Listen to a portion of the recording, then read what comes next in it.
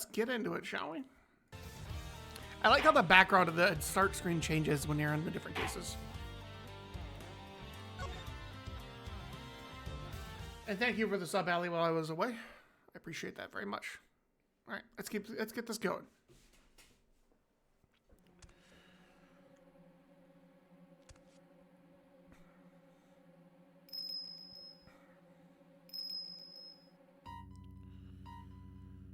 Okay, we got some bells going on.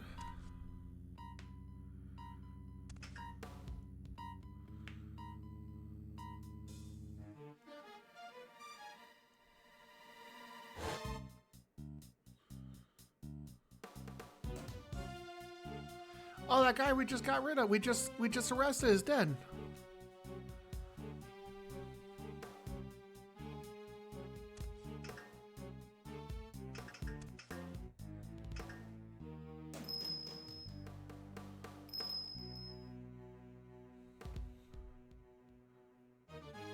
Dog.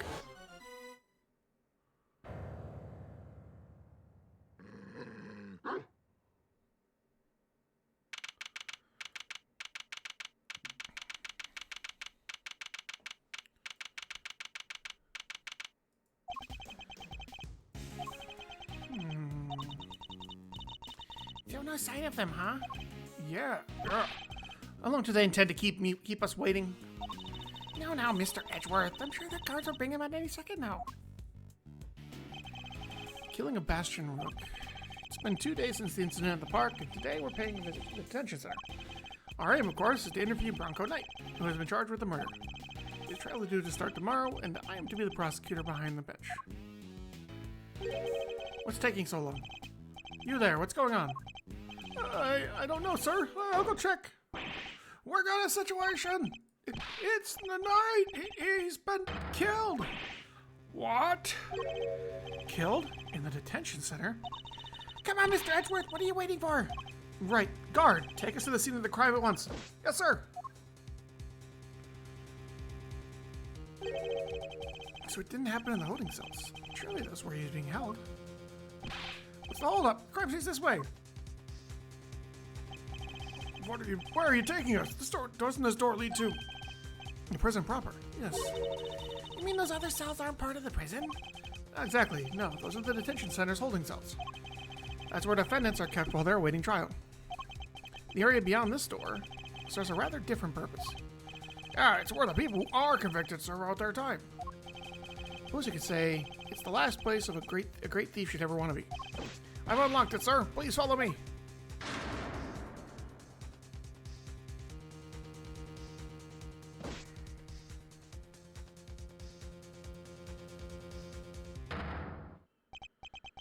That's Knight, all right.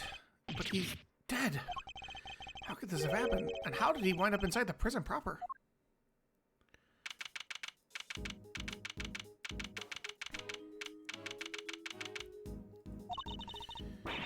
This is horrible. How did Mr. Knight get himself murdered?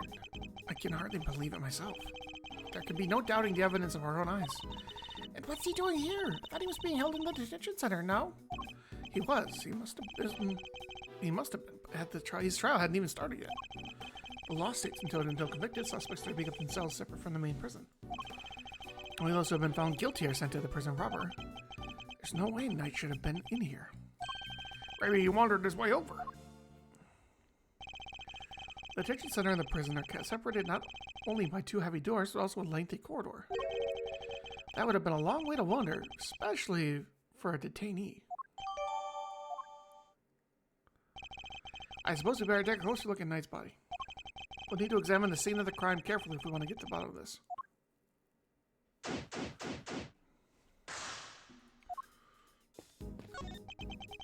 Bronco Knight, killed the day before his court date. We better take a closer look.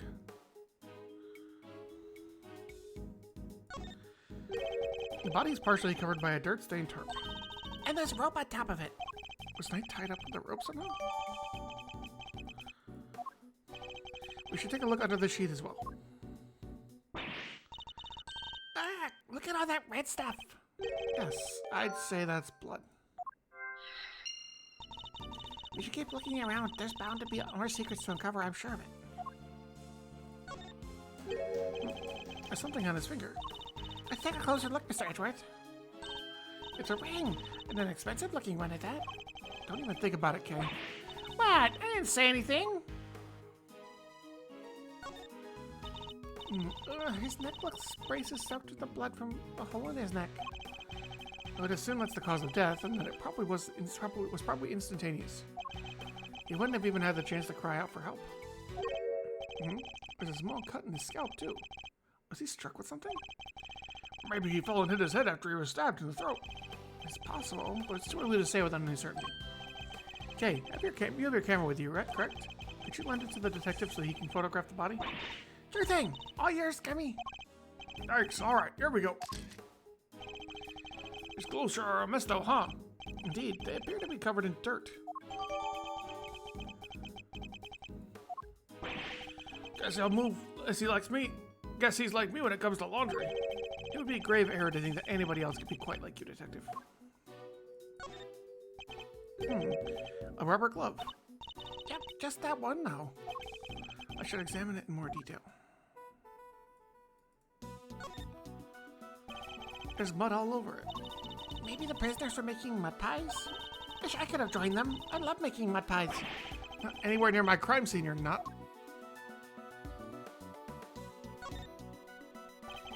The fingers are covered in blood on the side. I think we can safely assume this glove was dropped sometime after Knight had split. We can? How come? Because had it been on the floor when the pool of blood was forming, then the blood would have flowed around it, but not underneath it. Oh, meaning there'd only be a band of blood around the edges of the fingers and not all over the backside. Assuming the glove was discarded after the blood had pooled around the body, maybe our murderer ditched it after they did the deed. It's certainly a possibility. At the very least, whoever it was dropped it must have seen the body. You there? Yes, sir. Have you seen the glove before? Yes, sir. The prisoners wear them for work. It's strange, though. Prisoners issued with these gloves aren't under strict orders to keep them in their cells. They aren't allowed to take them out without permission. Don't worry. And we always check. Noticed what a giant nerd you are. Fuck you, Blades. I suppose that would explain why there aren't any other gloves in the workshop.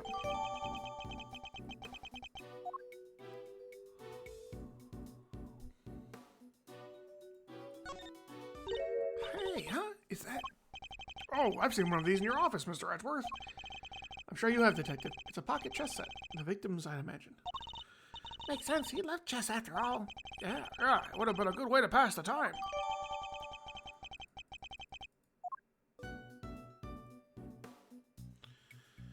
Make sure there's nothing else that I can hover over.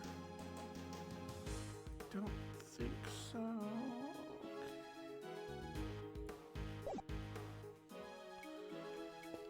There's a whip right here. Every suspicious looking nook and cranny. Deep. You're stepping on I'll take all those. Fortunately, I can use that to look further up or down.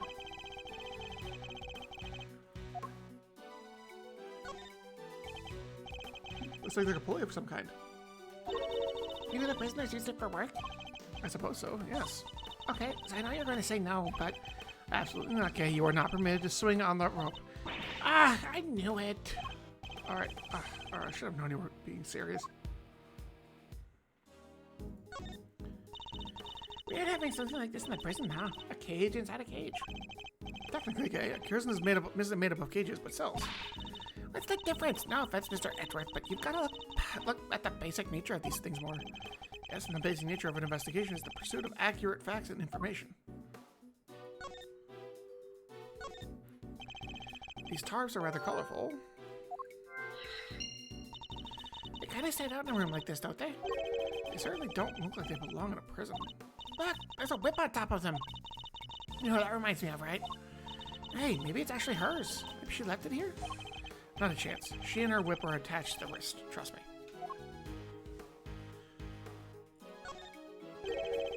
There was a rope near Knight's body, too. Speaking of which, want to see my super stealthy rope escape trick? Thanks, but I'll let you know when I need a saving. She seems genuinely disappointed.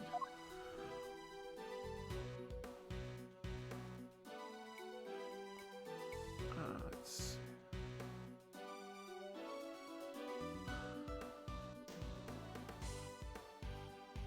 Let's go back up.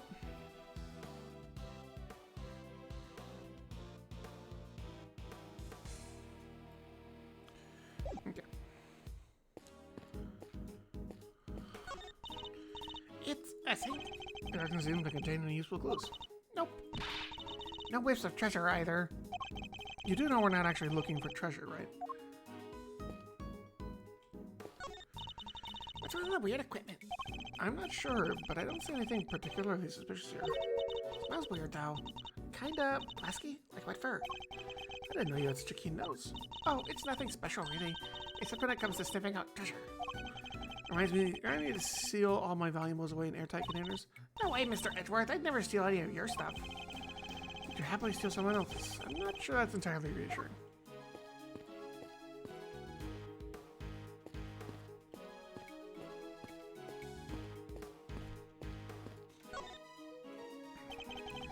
This part of the floor is covered with dirt. You know what that means, sir? Footprints. Too many footprints, unfortunately. We need a specialist to identify them. Guess we just gotta wait till forensics get here. Yes, and in the meantime, if you could refrain from treading all over it, wouldn't want to slip up and get the old jacket dirty, huh? Good point, Mr. Edgeworth. Thanks. Concern was for the footprints. Check it, detective.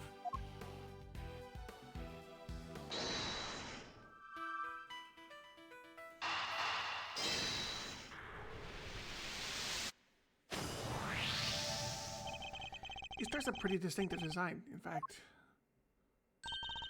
The same design as the bloody top around the Mr. Knight's body. Yes, you took the words right out of my mouth. That'll teach you to be so careless, Mr. Edgeworth. You need to keep your treasures close when there's a great thief around. Thought you were on sabbatical.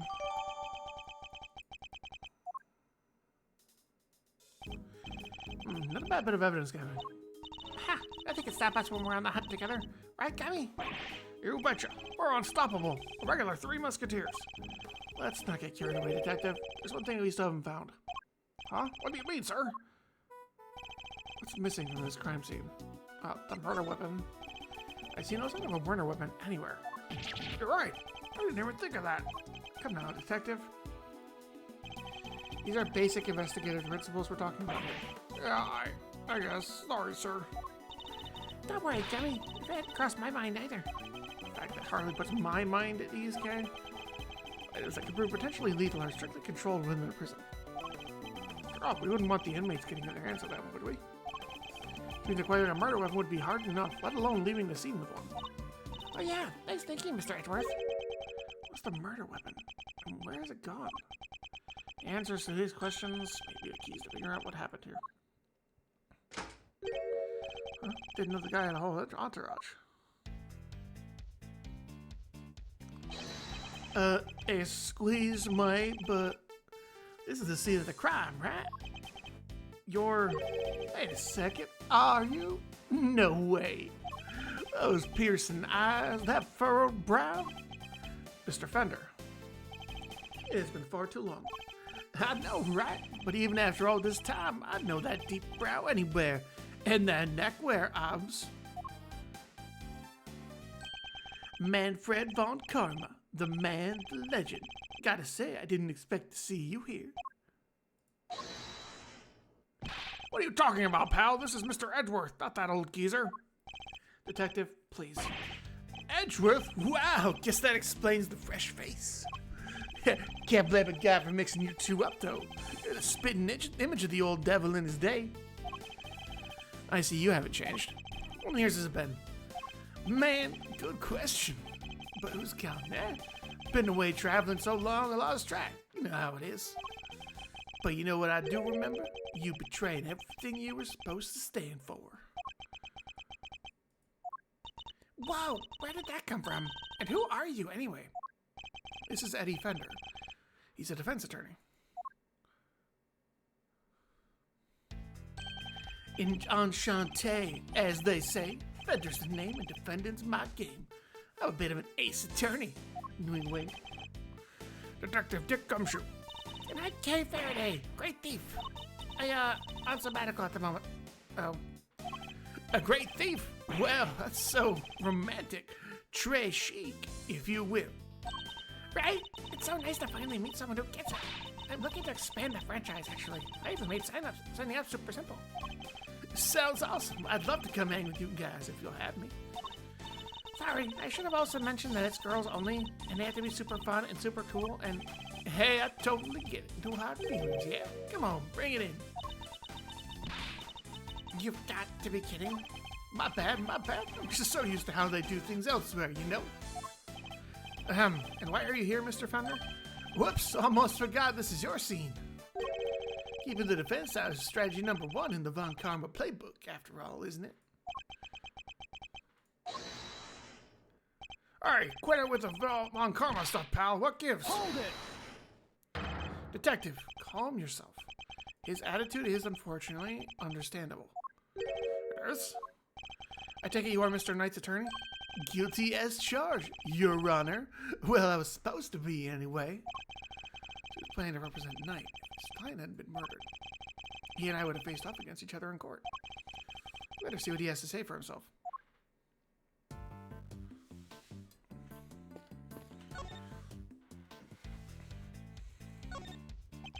So the victim asked you to represent him? Sure did. We were supposed to have a little chat today. As was I. A guard showed up instead and told us that his body had been found. I'm as bummed about it as you. Even brought him some weenies to cheer him up. Mr. Fender, you know you can't bring food into the prison? Oh yeah, well it's here now. Want some? Like a little vice I picked up on my travels. So Moorish. No, thank you. Fine, you do you. What are you doing here anyhow? Don't tell me you wanted to hear Knight's side. Von Karma was always more of a convict the defendant at all costs guy. He didn't teach you that? That was a long time ago. If you say so. Sure you don't want any weenies? No, thank you. Have you met with your client previously? Yes, indeed, Your Honor. Just yesterday, in fact. In the Bronx, they called me the minute he was arrested. Sounded really freaked out, man. Oh yeah, mentioned your little performance too. According to him, you really made a nuisance of yourself. And a kind word was spoken, I'm sure. Well, sticks and stones and all that. Boy, did he not like you. Trash talked you something fierce. Can't say I didn't join in the fun, though. Fun? How dare you, Mr. Fender? Lighten up, kid. I'm just kind of a fixture in the visitor's room up here. And I don't think I've ever had that much of a gas. Oh, so you come up here a lot? Hey, don't go getting the wrong idea, little sis. I'm never on the wrong side of the bars. Just happen to know someone who is. The visitor's room is usually where I'm at. This isn't exactly my first time to clink either. In which case, I better ask him what he knows about this room. Tell me, what do you know about the scene of the crime? Huh? Oh, this room? No, dude. What do you know about it? I'll give you 3 choices. Is it a recreation room? Whoa, I don't even want to know how you'd spend your spare time, Edgeworth. But I guess there's plenty here you can play with if you use your imagination. Probs. Now let's see what the answer key has to say, shall we? Oh no, you got it wrong. This is actually a workshop. So all the options you gave me were wrong, Infantile. The cons came here to perform various duties. They can learn new skills too, bank some qualifications for when they're back on the streets. I see. And how is access to this room controlled? Who has the key? Chill out, Edgeworth. I don't have all the answers. My man over there probably does, though. Right, compadre? Yes, sir. The workshops aren't locked with physical lock keys. Their doors are fitted with sensors instead. What kind of sensors? Inmates are issued with special bracelets, sir. When they walk through a workshop door, the sensor checks their bracelet. And if they're not supposed to be there, ding-a-ling-a-ling, alarm sounds. If they let it ring for too long, then bzz, they get a real shock, if you know what I mean. If they break or remove the bracelet, bzz, a shock 3 times worse than that. What? That's brutal. They need to ensure that inmates follow the rules, but that sounds a bit excessive. If they wish to pass through a door like this one, prisoners need to be accompanied by a guard. We disable the sensor for them and let them in. You get all that? Have any prisoners used this workshop today? No, sir. No one's been in here for days. I'd know if they had. No prisoners have entered, let alone used, this workshop today. Which means But there's a contradiction in this crime scene. Maybe there's something here that shouldn't be. I quickly over the crime scene and apply my powers of deduction to solve this mystery.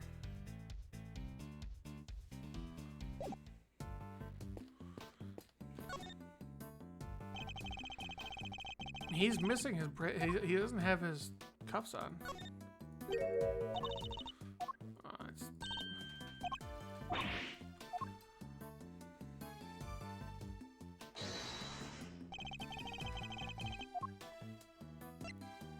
Eureka! Nope.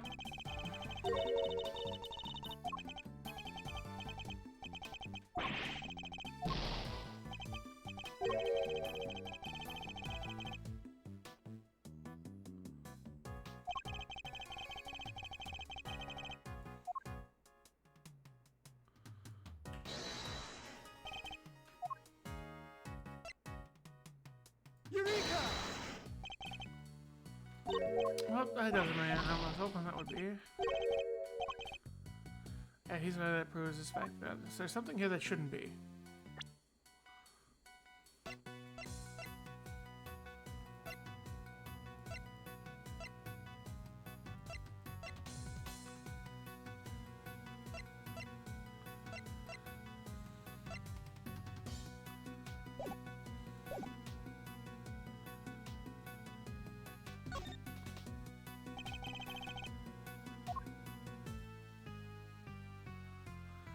See, the only thing I think of is he doesn't have his bracelet on.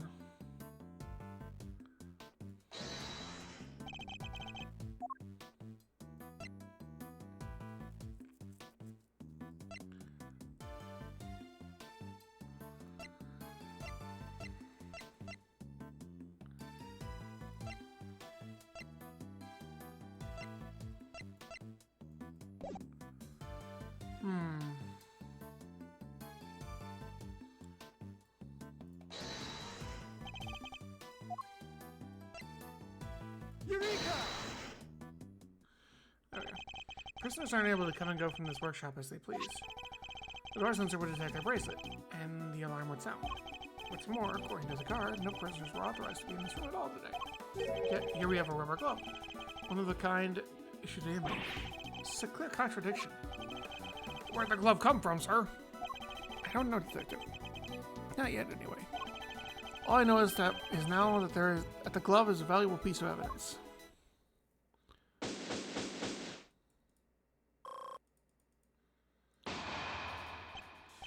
You, apart from the prisoners and guards, who else has access to this room? No one, sir. This is a prison after all. Prisoners and guards are pretty much all there is. Mr. Fender? Come on, don't play us like that, friend. We both know that's not true. You know as well as I do that prisoners and guards aren't the only ones who can come in here. Do you mean? Yeah, but sir, they're... Mr. Fender, would you care to get to the point? Who exactly are you talking about? What? You have a pair of peepers in that head of yours? You hadn't seen them on the way in? Wandering about in the corridors, chilling with their buds? I bet if you moseyed on that door right now, you'd trip over one of them before you take it a step. Listen, pal, we had just about enough of your baloney. Take a chill pill, big guy. I'm on your side. You know, for such a wide fella, you have a very narrow mind. What's it true? Hold it! Detective. Sorry, sir. Look, just follow me, okay? Seeing is believing. Isn't that what they say?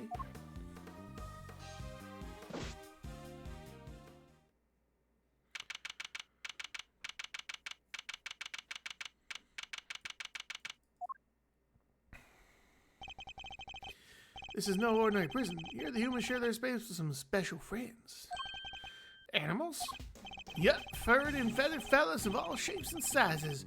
Guard filled me in on how it came about. Seems they decided to try a little experiment in animal therapy a few years back. The cons are assigned a critter each, a buddy to help keep their spirits up. Really? Wow, that sounds like so much fun. Plus, inmates can even earn pet care qualifications if they go through some job training with the animals. Oh, that must be what all that equipment in the workshop is for. You got it. Room set up specially for that training stuff. So, when you said somebody else could have been at the scene of the crime, exactamundo, my big guy, I was talking about these guys. That just means you're still talking baloney. What would an animal do with a rubber glove? Good question. All I'm saying is that it was possible. The rest is Mr. Prosecutor's problem. Mr. Edwards, sir, you want me to arrest this piece of baloney? Just say the word. Let me get this straight. Are you saying that these animals can wander freely around the prison? You know those sensors on the door? They detect the prisoner's bracelets and sound the alarm when somebody goes walkabout. Well, for our furry friend, it's the other way around. They're fitted with microchips that open doors right up. They are? Uh-huh. They're implanted just under the skin around the shoulders. Big needle, quick jab, and voila. What? Doesn't it hurt? Nope, they don't feel a thing. That's what they tell me anyway. Now, where was I?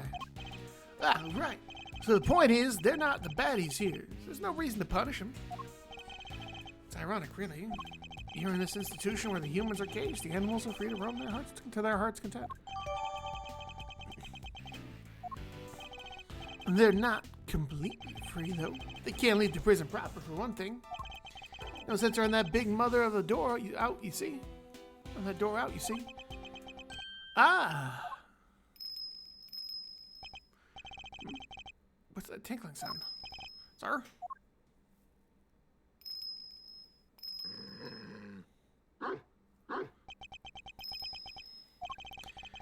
Just look at that thing. And is that a bell around its neck?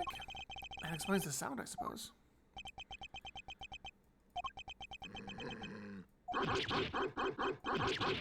Does not like Edgeworth. Mr. Edgeworth, were you seriously trying to stare it down?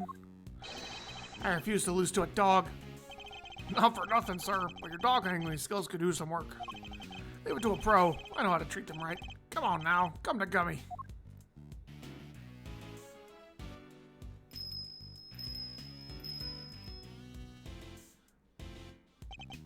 Man, ignored by a dog.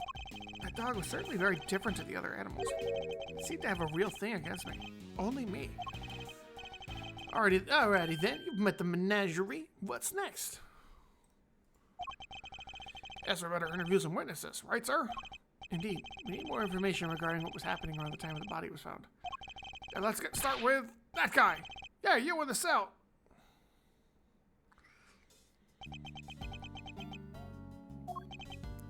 Ignore it again. Hello? I wonder if you might be able to tell us anything about this morning's incident. Is anyone else a little afraid of this guy? Not a big talker, huh? It's all right, man. I'm on your side here. Let's start with a handshake, huh? Maybe a hug to break the ice. Seconds. Out. What's that supposed to mean? Hey, I get it, man. Everyone wants a hugging type. I'm cool with that.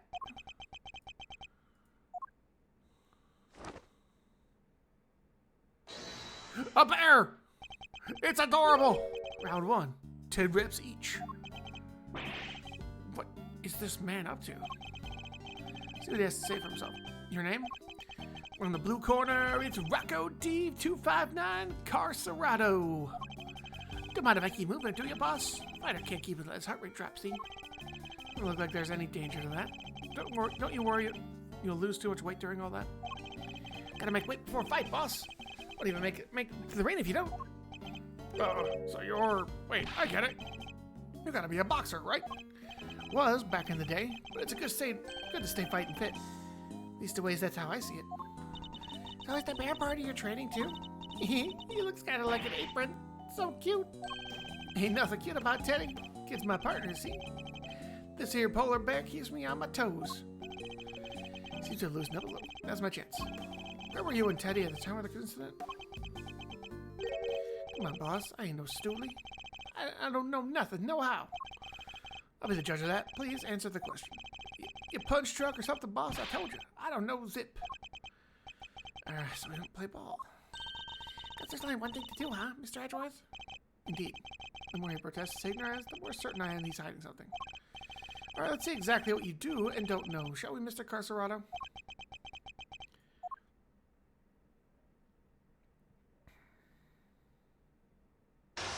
Mental chess! Let's analyze the state of play. boxing stance, so he's on high alert. Guesses that things won't go well if I push too hard at such moments. He's on the offensive, I should remain calm and bide my time. He's bound to reveal an opening eventually. Which is why I'll pounce. First, let's see if our friend here knows anything about the incident. Start by asking about his movements. And bring this fight to an end before he knows what hit him. Alright. Why don't you start by telling me what you've done today? You will answer me, Mr. Carcerado. Well, you got a shot at the champ, is that it? Put him up, pal! Doing in the towel already? There's gotta be a record. Mr. Cuss is hardly my style, but I'm more than happy to take you on in a game of chess. Incidentally, don't you get tired ducking and diving like that all the time? You think I don't got the stamina, kid? Oh, just you try me. I ain't tired, not today, not ever. Especially not today. Took it real easy this morning. Had me some quiet cell time. Hardly broke a sweat. Really? You look pretty sweaty to me. Give me a break, will you? I'm done talking, okay? I'm tired. Yeah, real tired. You may have kept your boxing skills sharp, Mr. Carcerado, but I'm afraid your lying needs quite a bit of work. Tired? Really? I hardly think that's possible. Especially not if you just told me about your quiet cell time this morning. Oof. Well, I gotta be careful here, Teddy. When this guy lands, he lands.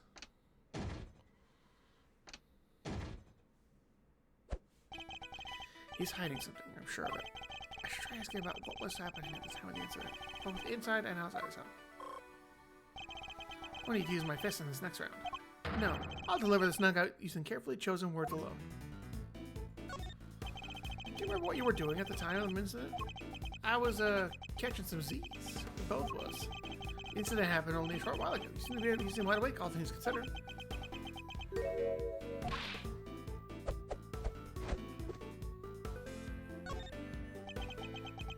By my time, since he's in the boxing, he's got to be able to get up quick when he's down, but he needs his beauty sleep too. Builds muscle. Is that so? I apologize for waking you.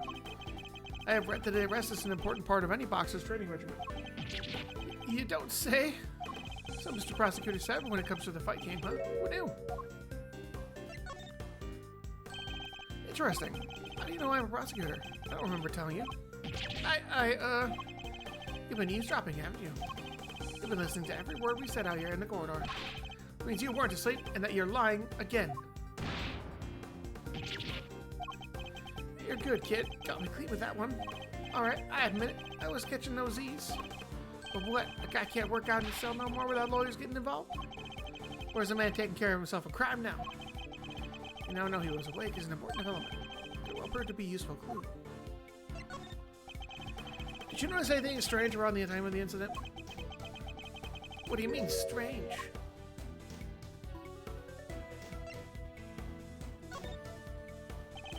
Haven't you noticed yet? You're blacked into a corner here. Get a load of this guy, Teddy. I think he's got a chip on the back foot. Guess I better knock some sense into him. Guess I should have picked my words more carefully. It's without the boxing stance, but I know. He wasn't in a boxing stance, that's why I did the thing I did.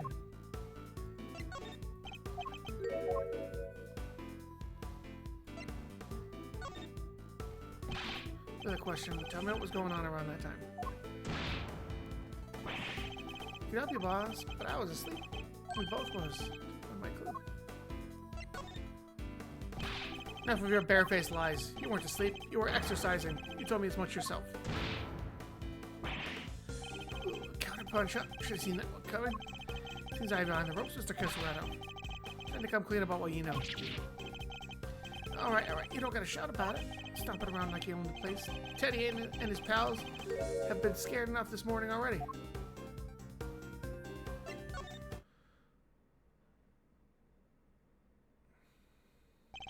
You've done well to endure this long, but I fear you'll soon be out for the count. Say the animals have been scared enough already, which implies something happened here earlier. Well, what was it, Mr. Carcerado? Quit it, will you? I'm getting shellacked here. Fine. Somebody yelled, okay? Real loud, real scared. Got the little guys all scared, too. Yeah, laugh it up, Mr. Big Shot Lawyer. Let me see what you do the same thing in the ring. Checkmate.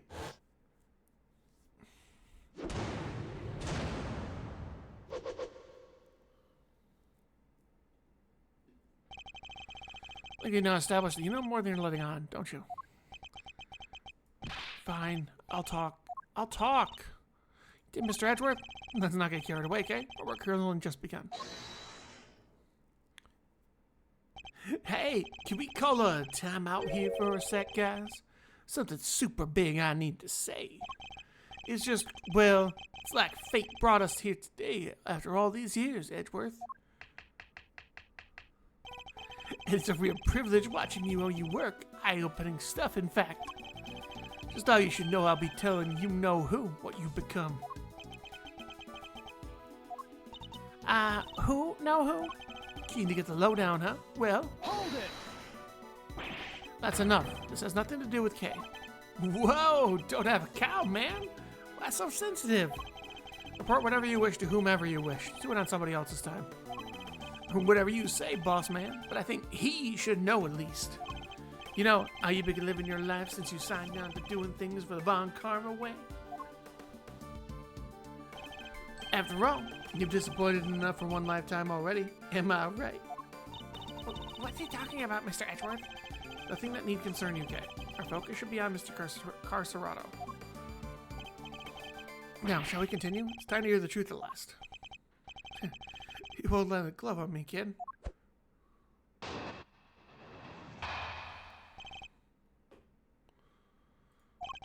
There was no show. Finished right around 10 a.m. Get back here after, did me some training. At least the way as I tried to. Barely got to the count of 2 before somebody screams, "What the ah!" God was hollering and howling out for help. But what can I do? I'm locked up in here, right? So I tunes it out and I get back to work. Out of curiosity would pay so little heed to a desperate cry for help. Like I said, boss, what can I do? Besides, this is the joint. Don't nobody think nobody for getting involved in what ain't none of their concern. I hear you, brother. Best you can do is rub a neck from in there anyway, am I right? You mentioned training, Mr. Carcerado. I can't help but notice how well equipped your cell is. There's a guy, the Fixer, they called him. What's a Fixer? Fellow who can get his hands on just about anything you need for a price. No way! Think you can find me, perhaps, Mr. Carcerado. What you ought to ask for is a beginner's guide to giving better testimony. I promise that you'll be down for the count in 1. You put me down? Try it, you bum. What am I? Chopped liver?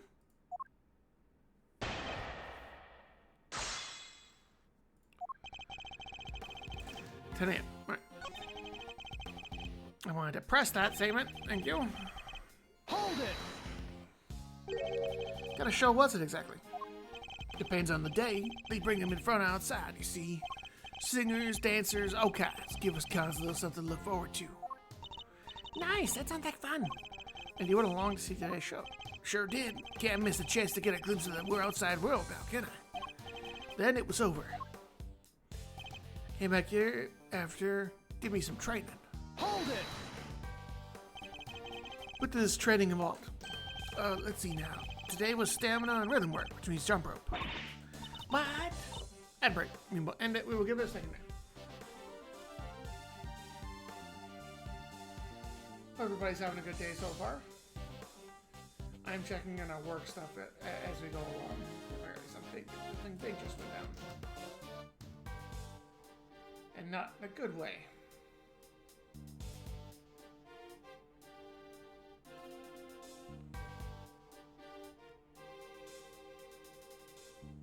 But I hope everyone's having a good night so far.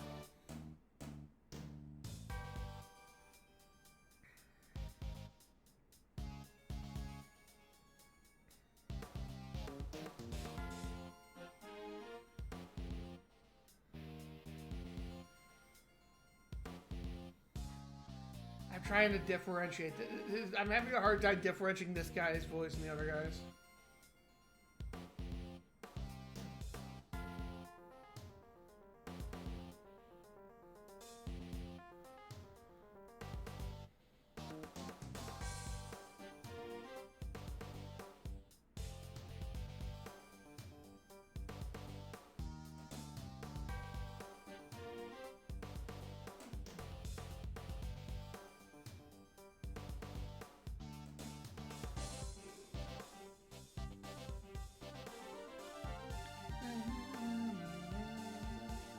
trying the soundtrack of this one too. It's quite interesting.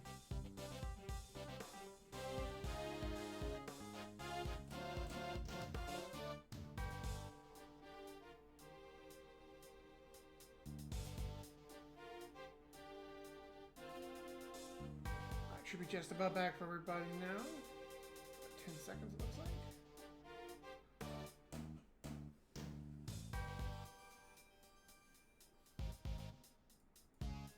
Alrighty, everybody. Welcome back. Welcome back. We're just about finished off. We just finished the ads, so welcome back. Let's get going.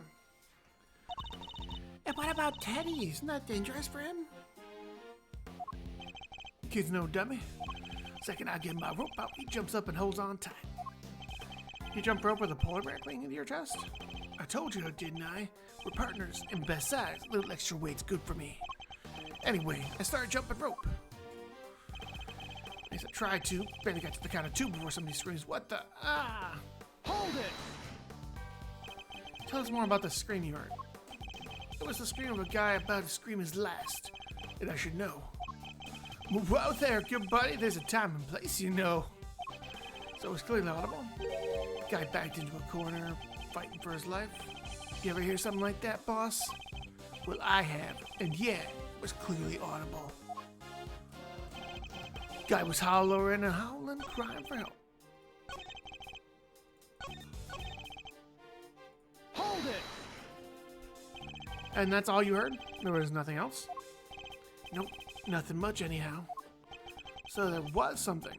What else did the victim say? You have to tell me. Oh, I do, huh? Why don't you come on over here and see if I can make you squeal like he did? Whoa, whoa, whoa, whoa! Forgive the kid here. He doesn't know when to quit. Come on, Miles. Apologize to the good man. Very important, and yet you insist on remaining infuriatingly vague. Look, friend, how about you let this slide, please? For me? So yeah, I heard the voice, like I said.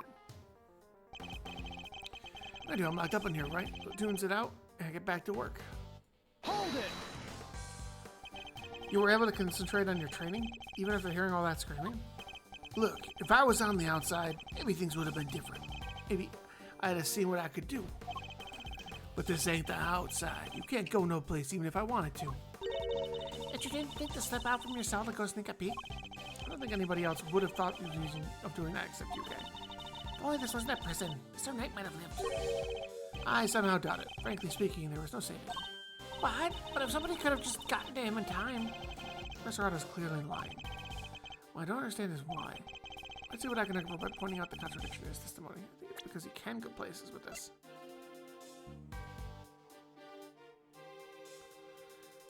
I'm not allowed to move about freely.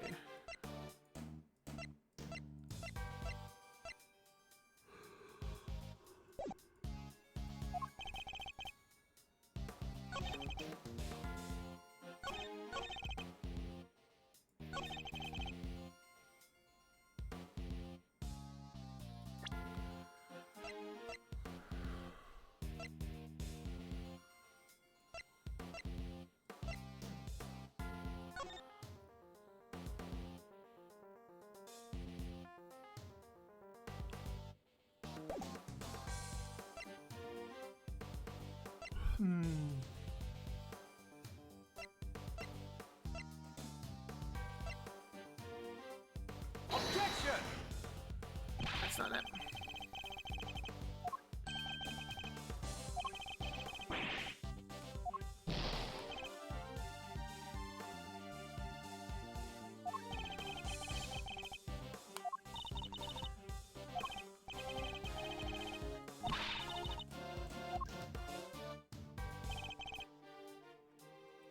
Alright, so let's say if he wants a prison, Mr. Knight lived. Speaking.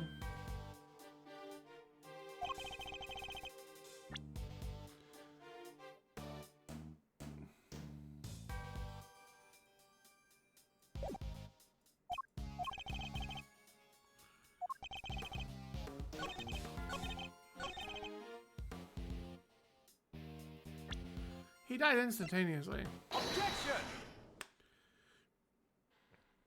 There we go, found it. Are you listening carefully, Mr. Carcerado? Huh? Were you trying to be cute or something? The victim died from a wound to the throat, and very quickly at that. He had neither the time nor the ability to scream as you claim he did. But you say you heard the victim's cries, and yet that wouldn't have been impossible. That would have been impossible. But there must have been a scream. He said there was. He said there was? Quit looking so smug, will ya? Fine, I admit it. I didn't hear nothing, alright? But the guy in the next cell did. He told me so. So. Oh, the bird! You mean? What do you want? I heard a scream of it. Came back from the show and they put us in our cells, same as always.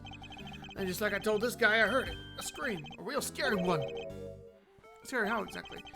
Didn't tell him that this part. I guess, but it was kind of eek! Someone, anyone, come quickly, he's... Something like that.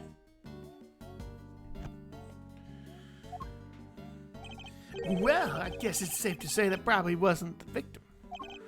Indeed, it sounds more likely to have been the person who found his body. Ah, that explains it. So Mr. Cartwright was telling the truth, more or less. Is it really the case, though? Are these really no problems with his testimony?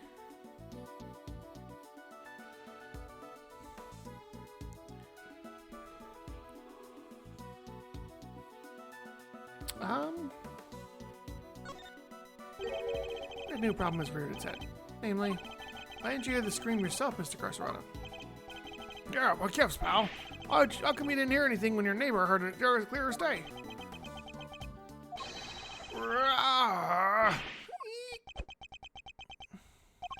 What do you think, I did the crime or something? Huh? Inside this here cell? Guy died over in the workshop, in case you forgot.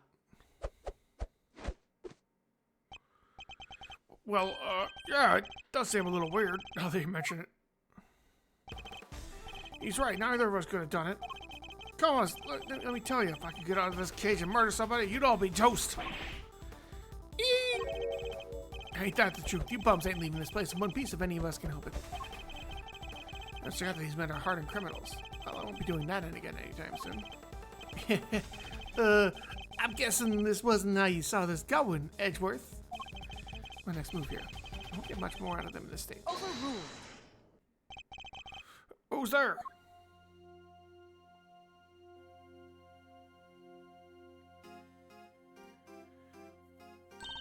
Order in the court. Who died and you made the boss of me, huh? Can't you see we're busy here? Hush now. Silence is golden. It is? Your hand, if you please. By the power vested in me, I hereby sentence you. Blissful silence. Praise be, a simple life awaits you. No money, no possessions. May the goddess of justice watch over you, now and always. God, if you would. Looks like you'll be spending the night in solitary, buddy. What? Come on, please, boss. Ain't any place but there. There's no need to be afraid, my child. If anything, you should rejoice. This is a blessing, a chance to redeem yourself, to be reborn. No! O goddess of justice, bless your child and keep him in your care. O Holy One, we give thanks in your name. And you are... Verity Cavell, at your service. It is my honor to bear the title of judge and to work at the pleasure of the law. And what is a judge doing in a place like this?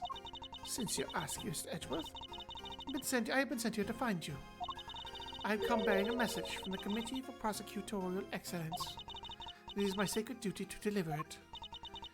Committee for Prosecutorial Excellence? What the heck is that? It is first and foremost a name that should not be taken in vain, my child. For it is a sacred phrase from the goddess of justice herself. Why don't I fill you in, kiddo? The committee is a panel of 11 people whose job is to keep our beloved prosecutors honest. In other words, they make sure people like Edgeworth here don't cross the professional line.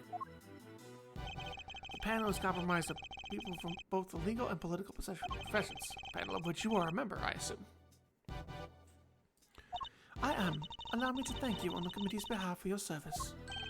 Thanks for coming to see us like this. Speaking for myself, it's a real honor to meet you. I've always great to hang with a judicial compadre. Come on, bring it in and chillax. We're all friends here. Overruled. Need I remind you that the committee has a long-standing relationship with the Bar Association? Hey, I didn't mean anything by it. I was just trying to lighten the mood, okay?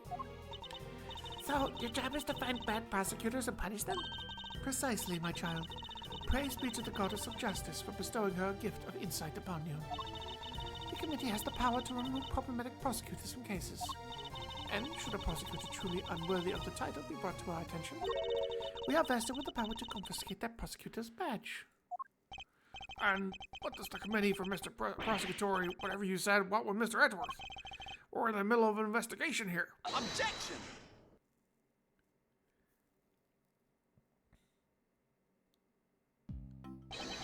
Pitiful. You really don't know, do you?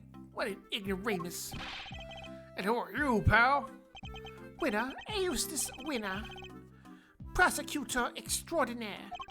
Though you might know me as just the Winner, I call it a name they call me down at the prosecutor's office. With great affection, I might add. I have never heard of you.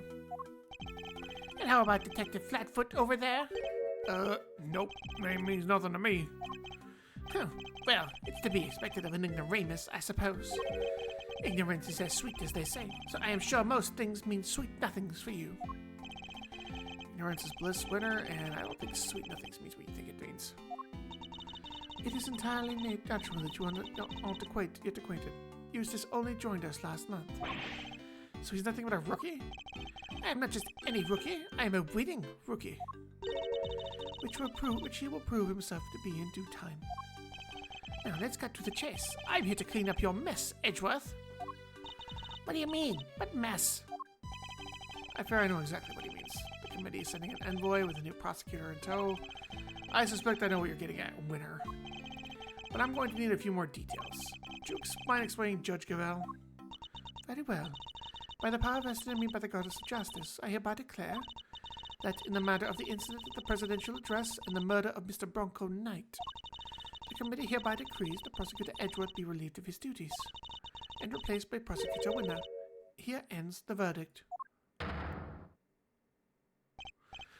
What? Mr. Edgeworth is off the case? Just like that? Judge Gavel, I believe I asked for an explanation. No explanation is required. The guilty verdict is in, and the goddess has spoken, and her judgment is final. Objection. And what exactly have I done to warrant being taken off the case? Come now, Mr. Edgeworth, claiming ignorance of your crimes will serve you not slow so to lessen your guilt. You boarded the presidential plane, violating the principle of extraterritoriality. And while there, you performed an unsanctioned investigation and subjected a visiting foreign leader to questioning. You were one wrong move away from causing a major international incident. You vastly overstepped the authority of your office. To call it abuse of power would be no understatement. Objection. I don't deny that I may have pushed the boundaries where certain rules were concerned, but there is also no denying that certain risks must be taken if one is to arrive at the truth. I refuse to concede that my actions were inappropriate. Overruled. Then, what you're saying is that the ends justify the means? The rules can be freely ignored? That is a very dangerous way of thinking. The law is absolute. It is not to be bent to your whims. Forgive me, but not all of us believe as you do. Is that so? How unfortunate. Still, it changes nothing. When a trial ends, the hammer falls. But you defend by your defendant or attorney. Even if the verdict seems irrational, nothing more can be done. Nothing, that is, but to give thanks for the Goddess of Justice's divine grace. Unless you wish to appeal, to do so would be a risk of your badge, of course. Take my badge if I don't play along. Whoa, tough break, Edgeworth. I see you've accepted your fate. Good. Guards, if you would be so kind as to escort him out. No! Stop! What are you doing, Detective? What are you doing, Detective? I'm in charge here now, so you will do as I say and move out of the way. What? You're not the boss of me. Unluckily for you, Flatfoot, that's exactly what I am. They're holding all the cards here. I don't stand a chance. Detective Gumshoe, as Mr. Winters says. But sir. Judge Gavelle. Yes, Mr. Edgeworth. Committee's decision is beyond irrational, so yes, I do plan to appeal. We haven't heard the last of this. Duly noted. Until we meet again, then. Let's go, Kay. We're leaving. Right. Oh, and remember, you know who will be getting a full report on all of this.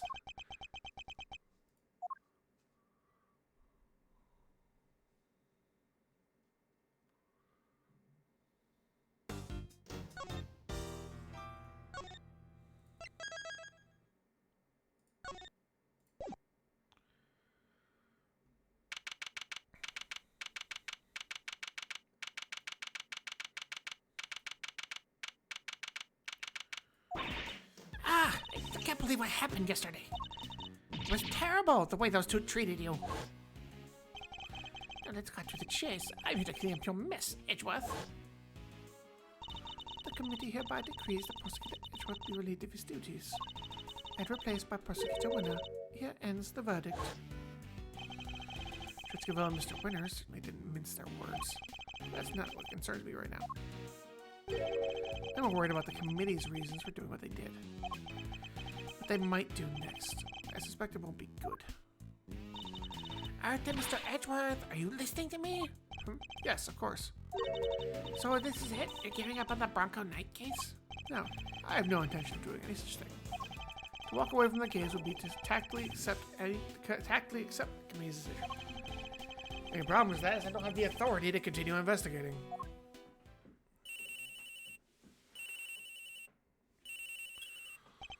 Yes, what is it, Detective? I've got some bad news, sir. Word down at the precinct is they just arrested somebody for Knight's murder. What? Do you know who it is? No, but I heard they're being held in the detention center. Maybe you could go talk to whoever it is. Good idea. Let's go down there, Mr. Edgeworth. Even without the authority to investigate, surely I can still pay a suspect an innocent visit. All right, we're on our way. Me too. I'll see you there, sir. But you won't be missed, Detective. But won't you be missed, Detective? Nah, everyone's busy in the prison going over the crime scene anyway. Good. Then we'll see you shortly. Yes, sir. Come on, Kay. Let's go. You got it.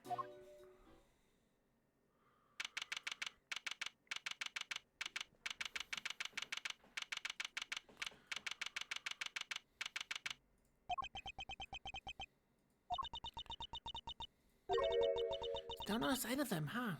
Indeed. Wait, it's just like last time. Please don't tempt fate like that. No, I can't. I just can't. Surely you can. I told you. It's just a pair of visitors. That like someone really doesn't want to see us. No. Just talk with them, please. But I'm one of them, a prosecutor, right? They all super scary. All they do is just stare at you right into your soul. Ah, you must be the suspect in the... See, I told you!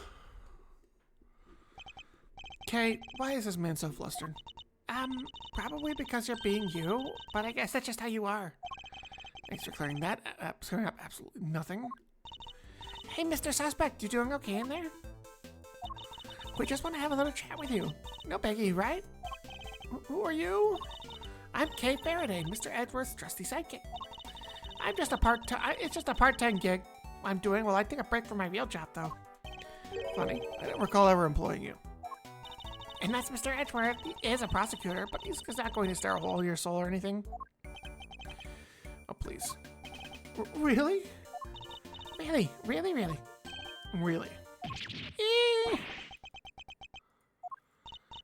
Anyway, can you first please tell us your name? It's Simeon Saint. Nice to meet you, Simeon. You can call me Kay. Everyone else does. Prosecutor Miles Edgeworth. I would like to ask you a few questions, if I may. Please, Simeon, we're trying to help you. I promise. Thank you for the hydrate, Jake.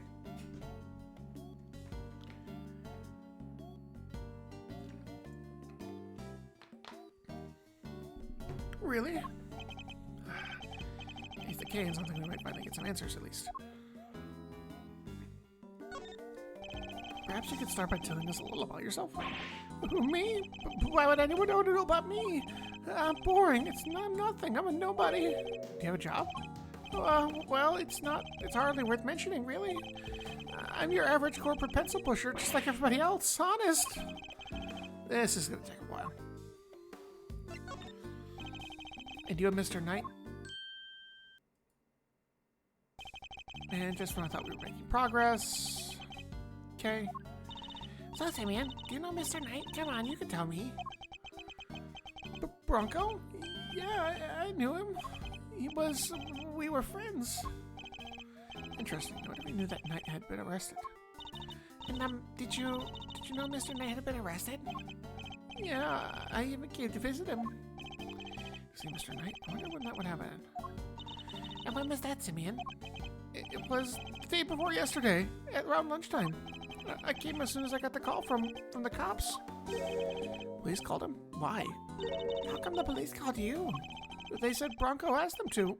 Said he needed a favor. A favor? Uh-huh. He wanted me to bring him his chess set, the pocket-sized one.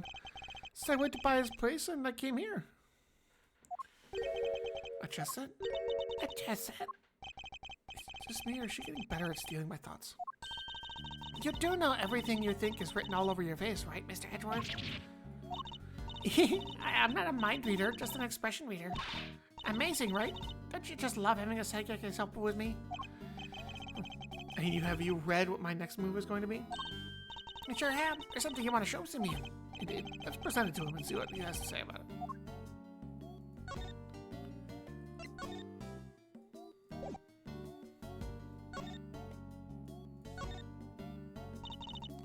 Come on, hurry up and open that class. It's a murder investigation. You said a child on Christmas morning. Oh, please, even your heart must skip a beat when you're about to open a mysteries box. But all of us like UK, thankfully. Looks like a really nice chess set, actually. These are chess pieces, right? I've seen these ones you have in your office. How come these are black and white? Most chess pieces are. The ones in my office are custom made. As in, they're unique and probably valuable? It's like the sound of that. She's got a glint in her eye. She better not be playing a robbery. That's actually a really nice chess set. So, this chess set. Oh, that's the one I brought for Bronco. Well, that settles that at least. I found it next to Mr. Knight. He always had to have a chessboard somewhere nearby. I'm not surprised he had it with him when he... Say, man, you and Mr. Knight, you were very close, weren't you? Yeah, we were best friends. At least, I thought we were. But I guess I was wrong about that. What do you mean? If I knew him so well, why was it such a shock for me to find out he killed somebody? Not easy to giving someone you're close to is committed a horrible crime. It's a very bitter pill to swallow, indeed. How could it all end like this? I could never have imagined something so awful. Something's not right here, Mr. Edgeworth. There's just no way Simeon murdered Mr. Knight. Yes, he certainly doesn't seem to have an obvious motive. Again, he wouldn't have been arrested for no reason either. I wonder what grounds they had for doing so. Why were you arrested, Mr. Sane? Just don't get it. Why won't he talk to me? I don't know. Honestly, I don't. Wow, he answered you, Mr. Edgeworth. I guess he's not scared of you anymore. Thank goodness for small miracles. The cops burst into my house this morning out of nowhere. And before I knew it, I was here. These policemen, was there a prosecutor with them? Yes, some kind of kid named DeWinter or something? A rookie, not as much. So, did they interrogate you yet? What? I'm gonna be interrogated? But by the cops? Well, yeah, I mean, you've been arrested. You're a suspect now. No. The detective just shot at me and then threatened me and these hulking guys, right? Who get in your face and force you to. Detective Dick Gumshoe reporting for duty. See, I told you. Please don't hurt me. Please don't crush me with those huge arms. No, please. I'm calling the cops. What's up with this guy, Mr. Edgeworth? Oh, nothing, detective. You're just being you. I guess it's just how you are. I don't get it, sir. Look, Mr. Edward, Simi is clearly innocent. So there's gotta be something we can do for him, isn't there? Mr. Saint. Yes? You were Mr. Knight's friend, and 2 days ago you came to visit him. You had nothing at all to do with this murder? Is my understanding correct? Yes, I didn't kill anybody. Very well, then I will choose to believe you, and I will do all that I can to assist you. But why would you help a nobody like me? Let's just say I may not be doing it solely for your sake. I have something of a personal interest in this case. Yeah, that's right. It's payback time. We'll show those two whose investigation reigns supreme. Oh yeah, now we're cooking. Unfortunately, I still lack the authority to conduct said investigation.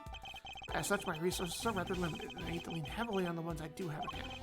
Which means you, Mr. Saint. Your information will be invaluable going forward. In other words, let's see if we can't help one another out, shall we? Oh, I just thought of something. Why don't you just borrow an attorney's badge? Then you can represent our pal here. Now's not the time for jokes, Gummy. I mean, Mr. Edgeworth is a prosecutor. He couldn't defend anyone whose life depended on it. But I wasn't kidding. I just thought, helping suspects, that's what a defense attorney does, you know? Sure, but we can do that too. The only thing that matters is that we find the real culprit in the end. Sure, come on. So come on, let's go to work. Yes, ma'am. I'm sure you know already, but just to be clear, if our investigation ultimately leads you to be the culprit, we'll have no choice but to treat you like any other suspect. You needn't worry. I believe you, or at least I have decided to try, for now. Just hold tight, and we'll try to believe in us in return, if nothing else. It might help you feel a little better, a little less alone. Now, if you'll excuse me.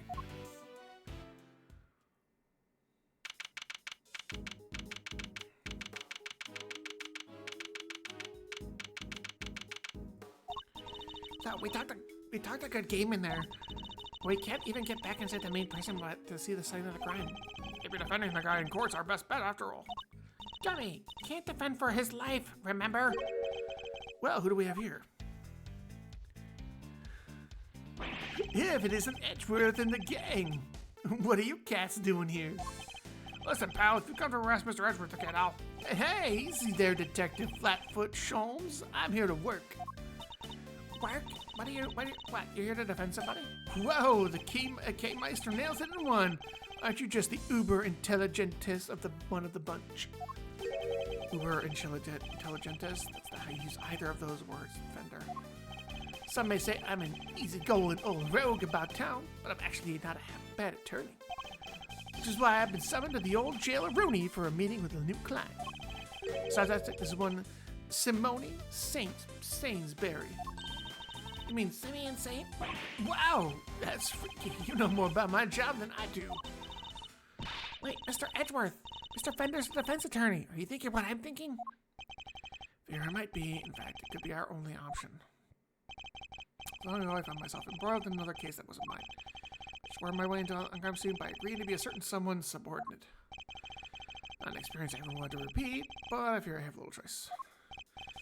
Fender, before you go say another word, I just gotta point out the fine print. Eddie Fender doesn't take on associates. Say it ain't so. I hear you protesting, but Papa's prosecutors are a no-go. Especially those of the Von Karma variety. You know he wouldn't forgive me that easily. I understand why you wouldn't want to work with someone like me.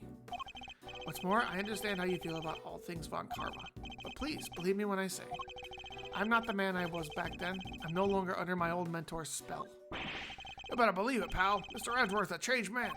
Sure, he used to be the demon prosecutor, but he's not like that anymore.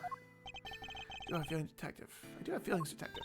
Gabby's right. Mr. Edgeworth's one of the good guys now. He's not just a prosecutor, he's a hero. He got me off the hook just last month. You don't say. Well, that escalated quickly. But he was. There was no other word for it. He was heroic. Great thiefly, even. Please, Fender, don't you think there's something odd about the way the committee stepped in yesterday? There's more to this case than meets the eye. I'm certain of it. I can't just walk away from this. I can't. Please, allow me to help you with this investigation. Sheesh. A bow from the great Miles Edgeworth. Never thought I'd see the day, but here we are. So enlighten me, if you will. What made the leopard change his spots? Well, I suppose I'd have to say the courtroom itself. I have experienced so many things and met so many people there within its four walls, including some older friends who just showed me a better way to be.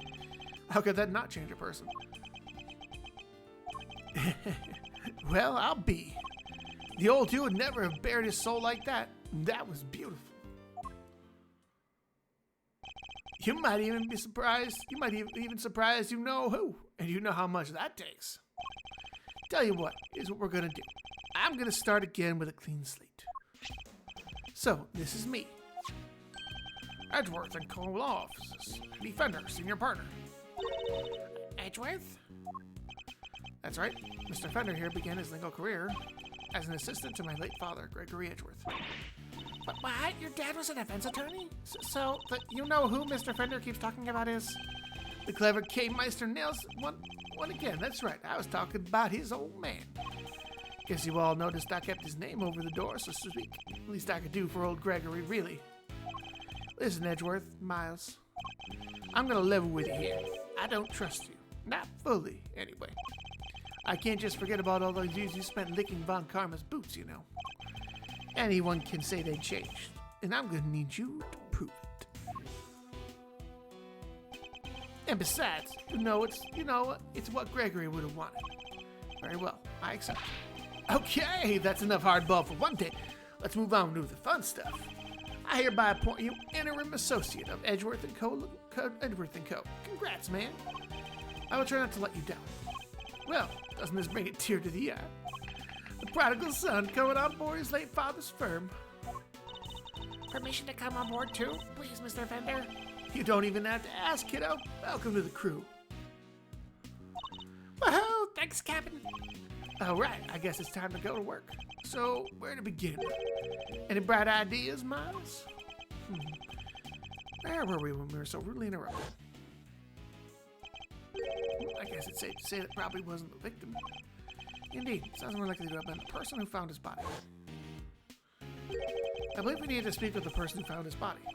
That's just what I was thinking, eager associate. We do indeed. Still a type to smile and nod, I see. I'll certainly make my life easier, boss. Now that's decided. Let's get going. What about me?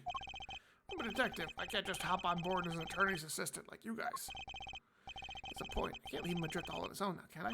Detective Gumshoe, I have a special assignment for you. You are to continue investigating the case under Mr. Winter. And if you happen to discover anything that seems useful, you are to notify me immediately. You're in a uniquely powerful position, Detective, and I'm going to need all the info you can pass our way.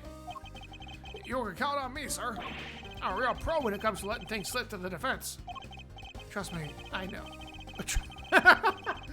Just this once, those loose lips of yours might just be what saves our ships.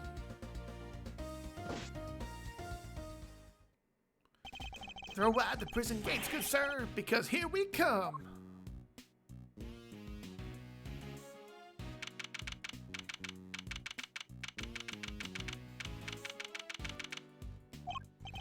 So, any idea how we track down whoever found the Bronxter's body, Miles? I think our best bet would be to simply ask around. Oh, don't you dare.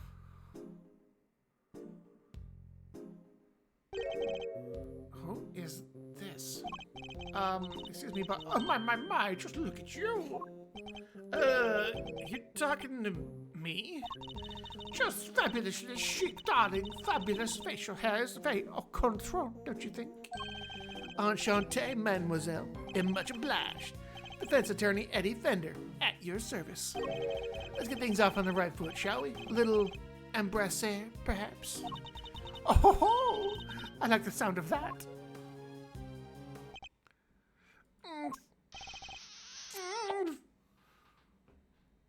I think you got a little more than he wanted.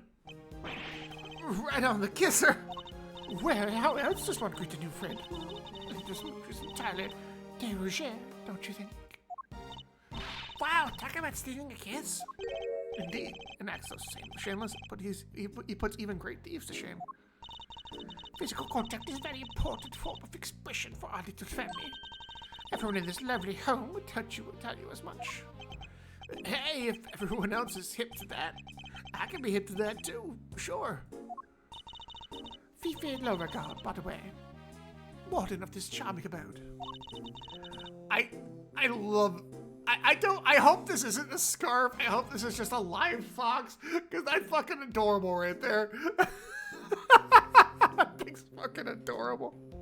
Hold on, I'm taking a screenshot of this thing. This thing's fucking adorable. I really hope that's just a live fox. I love him.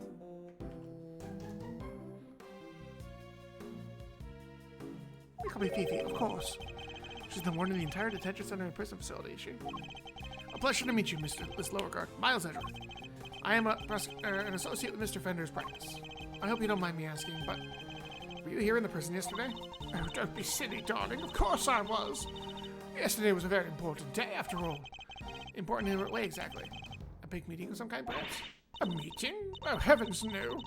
I couldn't think of anything worse. No, yesterday the circus came to visit.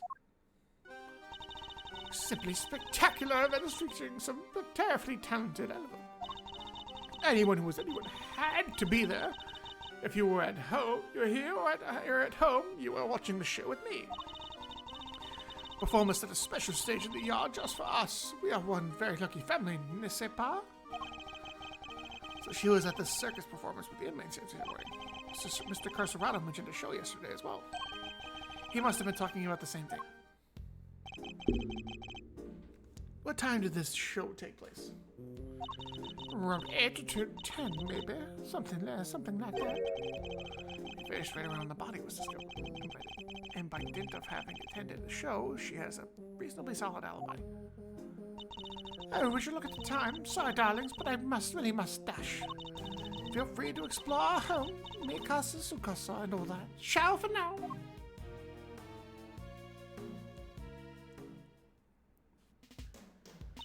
Well, what now, Mr. Edgeworth? The person who found the body screamed, and that scream was heard by one inmate that we know of. Therefore, our first task is to question this inmate and see where this information will take us next. It was the parrot. I love that the parrot's in here. It's really funny to me. If you haven't seen the Ace Attorney games, that parrot is you actually interrogated that parrot. It was really funny. We're about to get some ads, so we're gonna give it just a second while the ads play.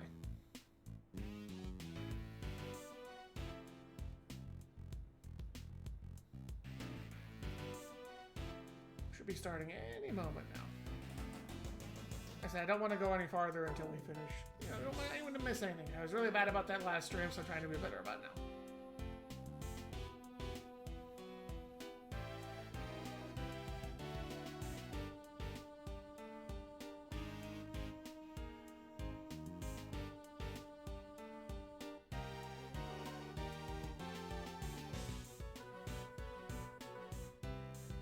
There we go. 2 minutes starting now. Let's let it go.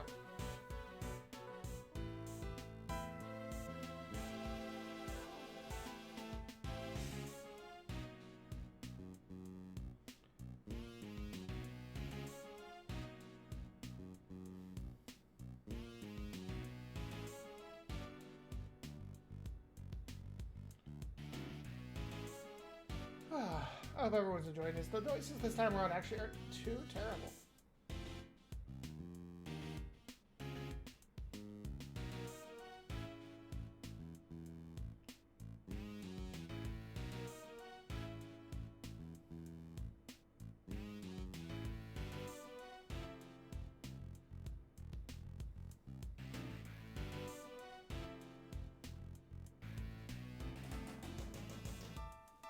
So hoping the things, you know, even out a bit.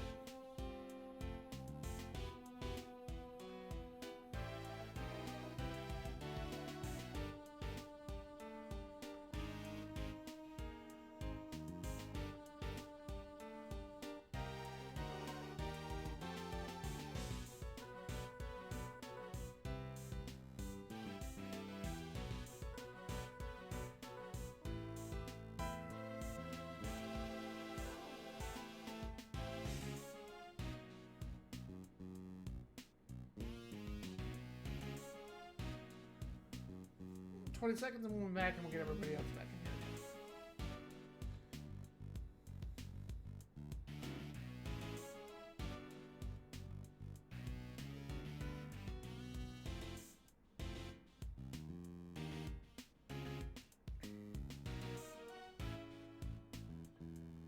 here. Just about back.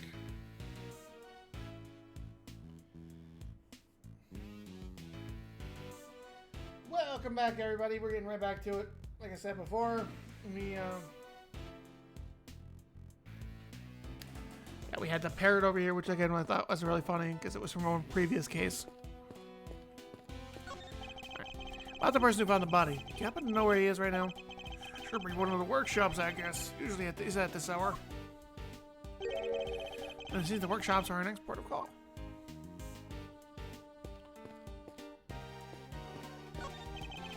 See the crime scene through the window in the store.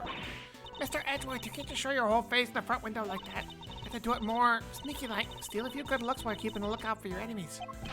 I am not a criminal, Kay. So why should I have to behave like one? Yeesh, I'm just trying to teach you my special sneak and peek technique. Well, I have no need for such technique, thank you very much. Hello, anybody in there? Nice try, kiddo. This isn't the bathroom stall.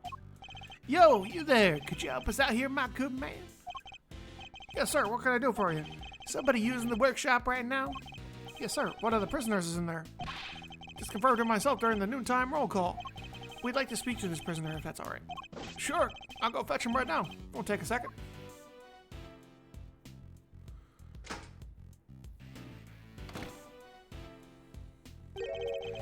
This one's all yours, Milesy boy. What? Why? Let's just say I'd rather not roll the dice on someone I don't know. Yeah? Huh? And I thought adults were all supposed to be strong and brave. Well, you're not looking so brave for yourself right now. So let's call it even. Here they come. Oh God, this guy! So for those of you who don't know, if you ever played the original Ace Attorney, the very first game, this is the guy that's the first suspect. I'm not going to give anything away, but he's the first suspect you interview. Hello? Yes, hello? I heard you wish to speak with me. Not exactly the hardened criminal we were expecting, is he? My name is Miles Edgeworth. I'm a public prosecutor. Prosecutor, you say? Eddie Fender, attorney at law. Which happened to mean I'd be too scared to handle this. Listen, sorry about my pal here. He gets the weirdest ideas. Prosecutor, indeed. That'll be the day. Yeah, it's actually just an associate. Jeez, Miles, get a grip, will ya? He's right. Unless I forget that I'm a defense attorney for the time being. That explains it. Well, you looked at a different from the prosecutor I spoke with yesterday. So he's already spoken to Winter. Would you mind answering a few questions?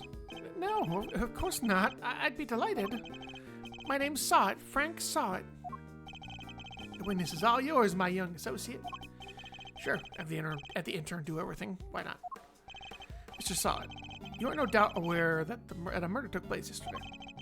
Would you mind telling us where you were at the time the body was found? Yes, I was in that workshop there, working as one might expect. What kind of work were you doing? Well, I'm actually retraining at the moment. Hoping to become a stylist, you see. A pet stylist, that is. Yes, so I've been studying hard and practicing every moment I can. An unusually field to study to be befitting an unusual person, I suppose. And that's it. I certainly didn't see anything. Interesting, I barely asked him anything at all, and he's already sweating bullets.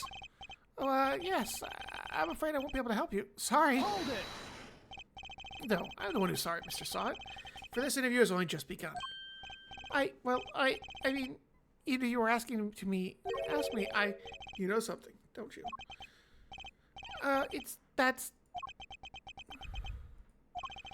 He's definitely hiding something. I'll need to push him a little harder if I'm to get any answers. Begin the mental chess, I guess. First step is to analyze the situation. Let's take a look at our opponent. I didn't see anything. I really didn't help you. I can't help you, I'm afraid. Sometimes he'd be a good poker player. It's hard to tell much at all from his face. And I don't think he'll be giving me much more in the way of physical cues either. I'll have to rely solely on his words instead. I think we all know where he's going, what's going on at least. Alright, time to make my first move. Let's see who we're dealing with here. He's hiding his emotions, but not everyone has to tell.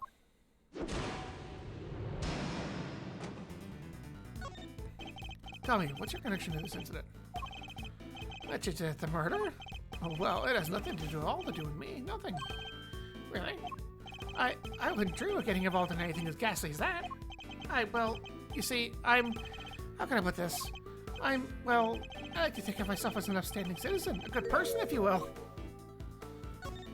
Wait a second, he's gonna ramble.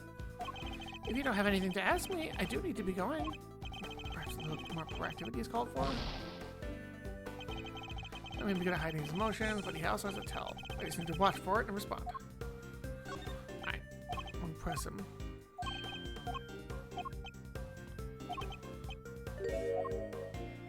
A good person who's in prison? Goodness, saw it. But under normal circumstances, good people do not tend to end up in prison. But that's... So you do want to tell me what you know about the incident. How many times do I have to tell you people? I don't know anything, I swear. He's getting angry, Mr. Solid. I shouldn't even notice, Mr. Solid, but I have you exactly where I want you. Really? It seems to me you're just wasting my time. My words more wisely.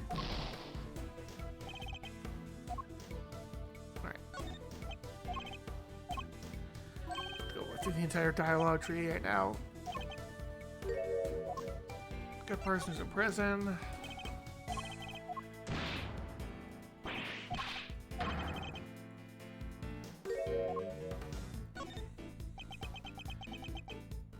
Sorry, I don't know what to say, but I can't help you. My apologies, Mr. Solid. Considering that the incident occurred right here in the prison, I find it very hard to believe that you know nothing at all. Oh, well, yes, I suppose I can see how that might seem unlikely. It's true. If you're looking for the person who found the body, you'll have to look somewhere else, elsewhere. Why do you think I'm looking for the person who found the body? I certainly never mentioned any such thing to you. Is it because you do know something that you're not telling me after all? No, I just sensed that you're looking for, that's all. Simply a pet stylist in training. I don't know anything, truly. What about it now? This man is hiding something big. In which case, let's find out what he did yesterday. Idiots. I'm not good at hiding his true feelings. Not for long. Time to smash that mask of his and see what lurks behind that phony smile. Behind his butt sweating hard. Pretty much, yeah. Tell me about the day of the incident. If you really don't have anything to do with the murder, then you have nothing to hide, right? Well, the day of the incident? Oh gosh, I mean, so much happened. Oh, wait. Oh, he's doing this again, yeah. Okay, so I gotta be proactive at least at the start with him.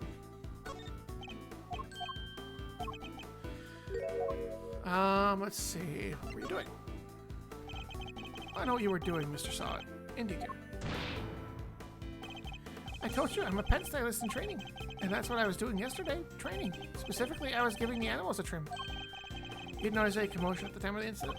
I would imagine things were suddenly quite tumultuous around here. Well, commotion, you say? No, not really. Maybe I heard someone, but...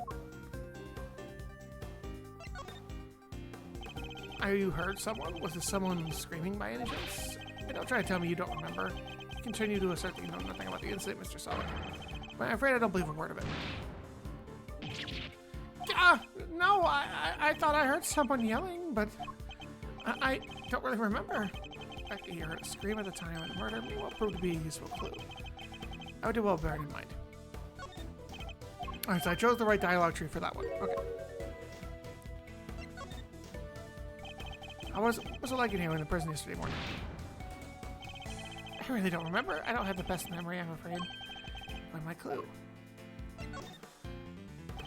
You don't remember? Please. You literally just confirmed that you heard a scream. Oh, but I might have been mistaken. The truth is, I really don't remember. Your memory fails you yet again? How convenient. Well, you know you're lying, Mr. Solid.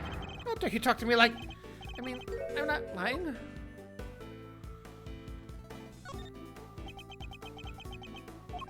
Look, if you must know, when I'm working with the animals and I get into the zone, they're all I see. Am I to understand you have something of a talent for animal grooming then? Well, my sister's technique could use a little work, but I'd say I'm quite good with the animals. They seem to like me. I'm especially good at calming them down when they get scared. Scared? And when exactly did they get scared? Surely it doesn't happen very often. Well, no, thankfully it doesn't. A scream would certainly frighten them. God, I was making a lullaby. I swear, yeah, right? A loud scream would certainly frighten the animal, wouldn't it? Why are you going through such lengths as not having heard the scream? What is it you're hiding, Mr. Saw It? Tell me. God, I assure you that I'm not hiding anything. I'll admit I really did hear somebody scream, but I'm not hiding anything. I promise. This is finally beginning to crack. Now to shatter it completely by asking about the scream itself in more detail. Afraid you're about to learn a painful lesson, Mr. Saw It. Hiding things from me never ends well for my opponent. Let's see. When did you hear the scream? When did you hear this scream? Oh, wait. Now I remember. Forgot about the show. They put on a show for us prisoners around the time of the incident, you see. Yes, performing animals, if I remember rightly. That's where I was in the morning. So now you wish to claim you didn't hear a scream because you were at the show? You do realize that goes completely against everything you've just told me so far. And what are you going to do about it, huh? My memory is patchy, as they say.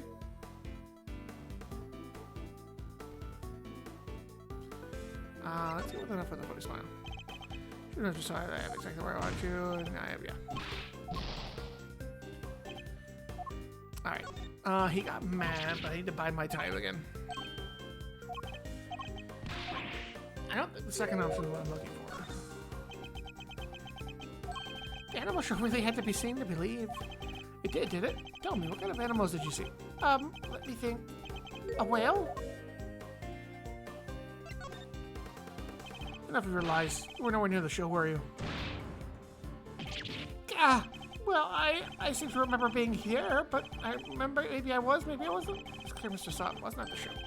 Please give me your vital clue. Who did you hear screaming? Wait, I just realized I made a mistake. When the incident happened, I was out in the yard, yes. So I didn't hear anyone screaming, no one at all. Where's my clue? How long were you planning to keep up these lies? I already know that you weren't at the show. The game's up, Mr. Saw It. It's high time you told me the truth. I demand to know about this scream. Now.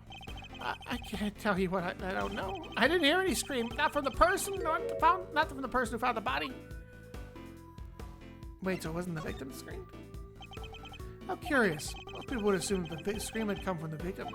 So then, why do you think it came from the person who found the body, I made a mistake, that's all. Oh, Mr. Saw It. How did you know that it was a person who found the body who screamed? Because you're the one who found the body. Shall I tell you? You knew because it was you who found the body. And the scream was the scream heard when the incident occurred didn't come from the victim. It came from you. How did you...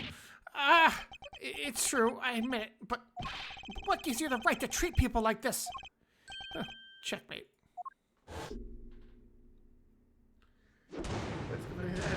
Yeah, but Edward actually does his job, which is really funny.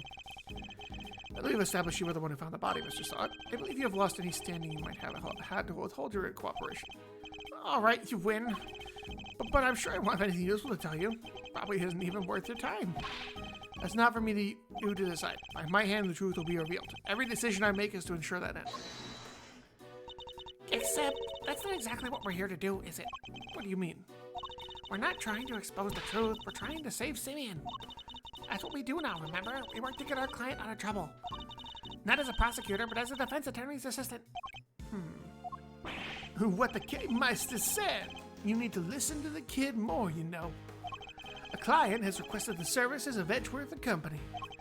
And as your old man always said, your relationship with your client comes before everything else.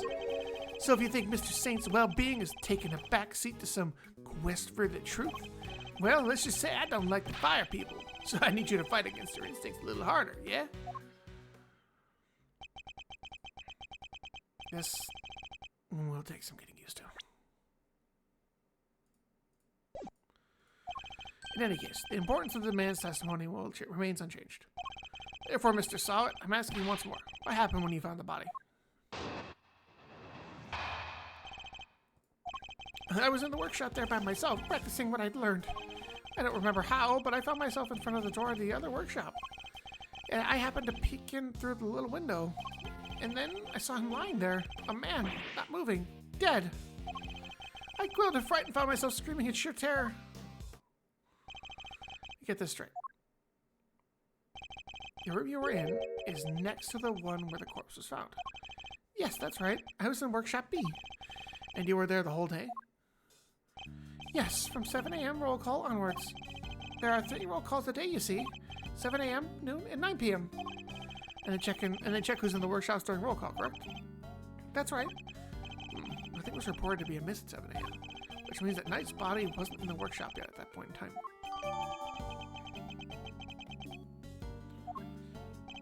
Yes, that means the murder took place after 7 a.m.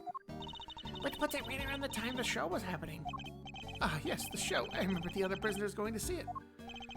And therefore, anybody who wasn't at the show has no alibi. Would that be a fair assessment, Mr. Solid? I guess so, but I only found the body, I swear. No contradiction, Mr. Solid's testimony. Rooting it out should be my first priority. Alright. I was in that workshop. What's pressing me? Hold it! What exactly were you practicing?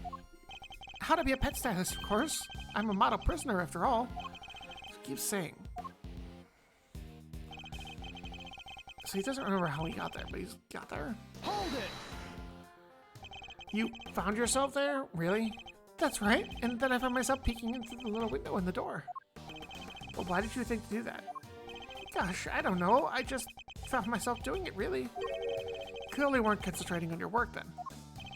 No, that's not true. I'm a model prisoner. All the other prisoners had gone to watch the show. I guess I was, well, kind of lonely. Like being stuck at school after everybody else has gone home, huh? Yes, exactly like that. Anyway, I found myself in front of the door at the other workshop, and I happened to peek in through the little window. Hold it! Does that mean you didn't get a good look inside? No, I couldn't. The window was not only small, but it held bars, you see. Not exactly a panoramic view. They're just like the guard. They're just so the guards can check in on what's going on, right? That's right. Yes, you're a very knowledgeable young lady. You bet. I guess you could say I know a little something about prisons now, too. I'll have to remind myself to address this newfound interest later. Anyway, yes, I peeked through the little window in the workshop door. And then I saw him lying there. I mean, the man, not moving. Hold it! Did you tell right away if it was a man or a woman? It was clearly a man. His physique, his clothes. It was also very clear that he was dead. You could tell just by peeking through the little window. Look, just say, this wasn't my first dead body. What? You mean you're in prison for... To my eternal shame, yes. This was, however, the first time I had seen another person's handiwork up close, so... I quelled in fright and found myself screaming in sheer terror. Hold it! Do you really recall how exactly you screamed? Any words you might have used? No, I only remember that I screamed. Folks don't tend to remember that much when they're busy trying out terror miles. Exactly, so yes, I screamed. That's all I remember.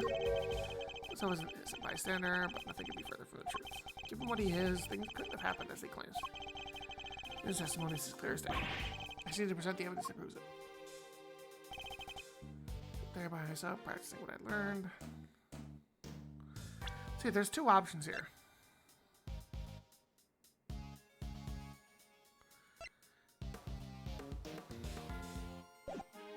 I think it's this statement. Hold it! I want to press. Do this real quick.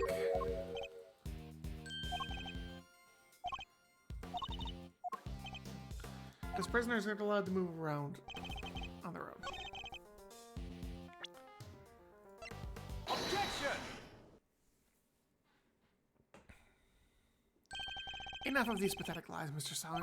I'm afraid you've rather lost sight of what you are. What I am? I know precisely what I am. I'm a former newspaper salesman who's trained to be a pet stylist. Hold it!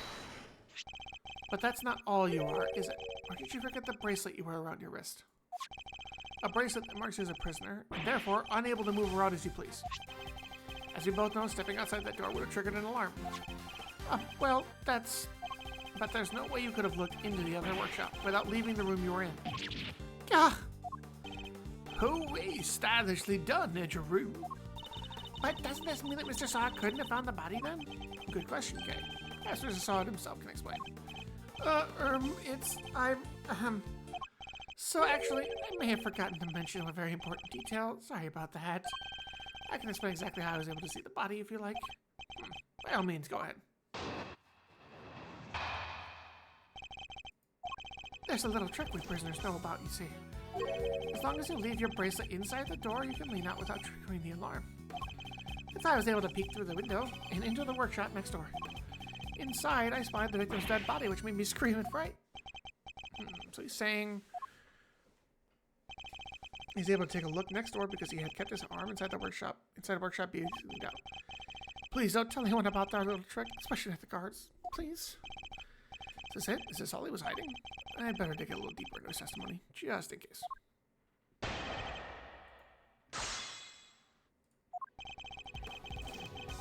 Hold it! Tell me some more about this trick, Mr. Sawit. Of course, it's quite simple, really.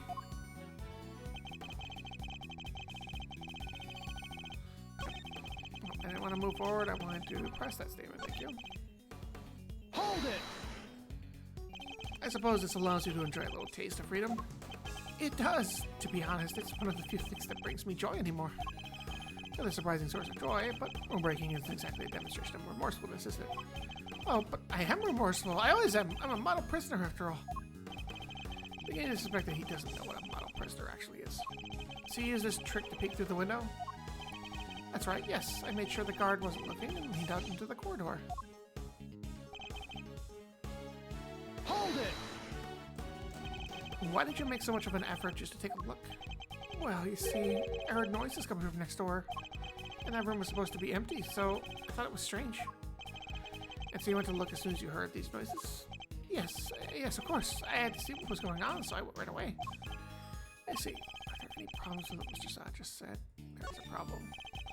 You looked into the next room as soon as you heard the noise. That's the case. You must have seen more than just a dead body, because the person who made the noises should have been in there too. You got a quaking in his boots, Mr. Edgeworth? Mr. Saw, tell us the truth about what you saw.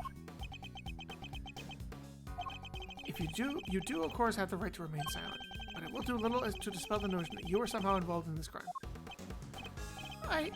I'm sorry. I did see something else, but it's too insane to believe. I really thought I might have dreamt it. That's why I wasn't sure if I should mention it. Just tell us what you saw.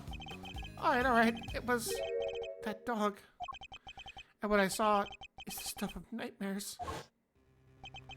That huge black dog had sunk its terrible teeth into the victim's throat. What did you just say? It was hellish. Utterly hellish. The beast. That awful beast. He killed him. Suddenly I don't feel so good. Jeepers creepers, that's awful. Talk about traumatizing. It was dreadful, horrible. You know why I couldn't help but scream? There's a man-eating dog in this prison's animal population, is there?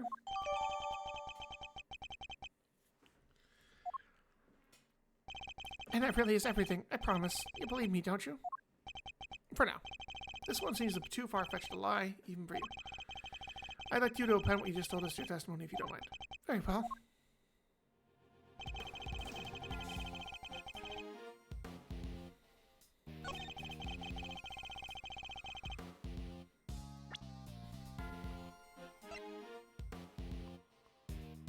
Objection! Nope, I don't like that. That didn't work.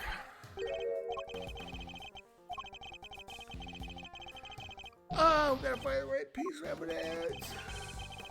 Detective Look Miles Areno because he called you pretty good. I had to say that because I had to. I'd say.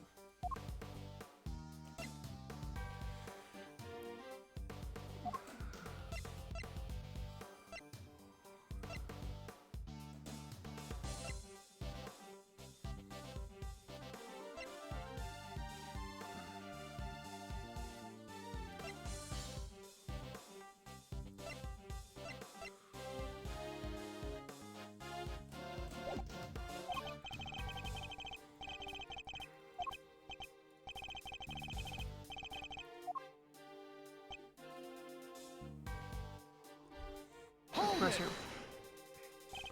You sure this black dog was biting the victim's throat? Yes, there was blood everywhere. The beast's mouth was dripping with it, and... Whoa, whoa, whoa! Spare us the gory details, will ya? What about the victim? Was he... Eek!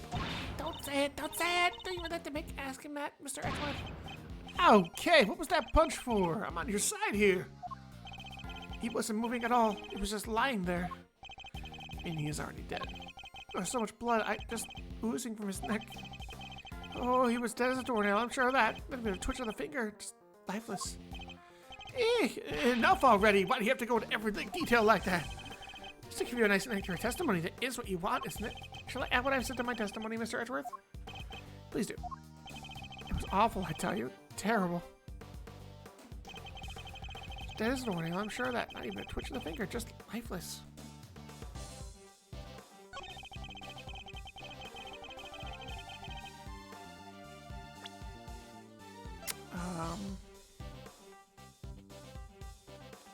Objection! How did he see the ring? A ring with a snowflake relief.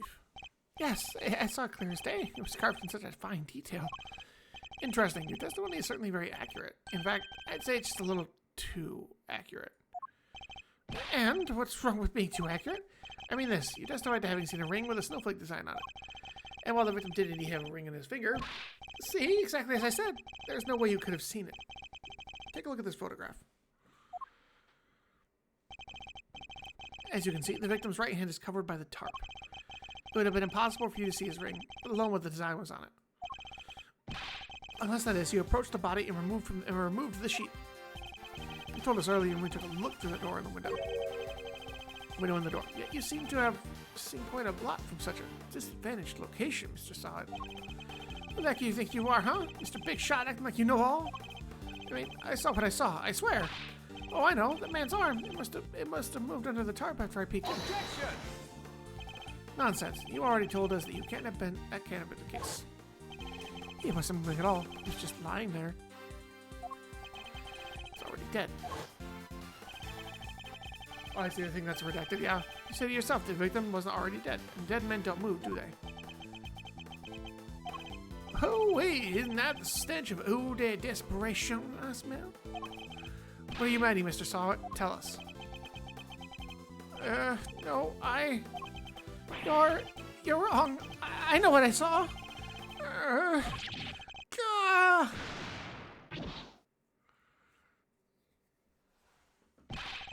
You could just let go, did you? Had to keep poking and prodding. You slimy two-bit associate attorney! Seems the real Mr. Solid has finally revealed himself. Whoa, that's quite the rug he was rocking. Came straight at you like some kind of flying black cat. Look, I'm just a sweet, innocent witness here. But are you really? Because I must say, I have doubts. You have very serious doubts. What's that supposed to mean? You saw something that should have been impossible to see from outside the workshop. So, how did you do it? That's simple. Right. You saw it, this is where you were standing when you saw the body. Oh, he was in the workshop, eh? Take that! He was in that workshop. You were in the same room as the body. That's the only way you could have seen the relief on the ring. Ha! Ha ha ha! Say what you want, but you don't have a shred of evidence, do you? Nothing to prove I was in the room with the body anyway. You can't prove it, can you? Because I was in the next room over. Minding my own business, looking after the animals. Why else would I have signed out a pair of rubber gloves? For fun? Put up or shut up. I want to see evidence that proves I was in that room with the body. Yeah, the fucking glove. Take that! You left the glove. Remind me, Mr. Swat. What were you doing when you discovered the body? How many times I was practicing my pet styling technique. Of course, and perhaps this rubber glove might mean something to you. This glove was found by the victim's body. I believe it was dropped by the killer. And I can't help but notice you have a similar glove tucked into your apron. No, this one's different. Hold it! Yes, that one does seem awfully lonely, doesn't it? It's just a rubber glove. There are hundreds of them all over the prison. That doesn't prove anything. Objection! Not yet, but perhaps. But what if I were to ask the police to check this glove for prints? I have a feeling the results would be rather fascinating.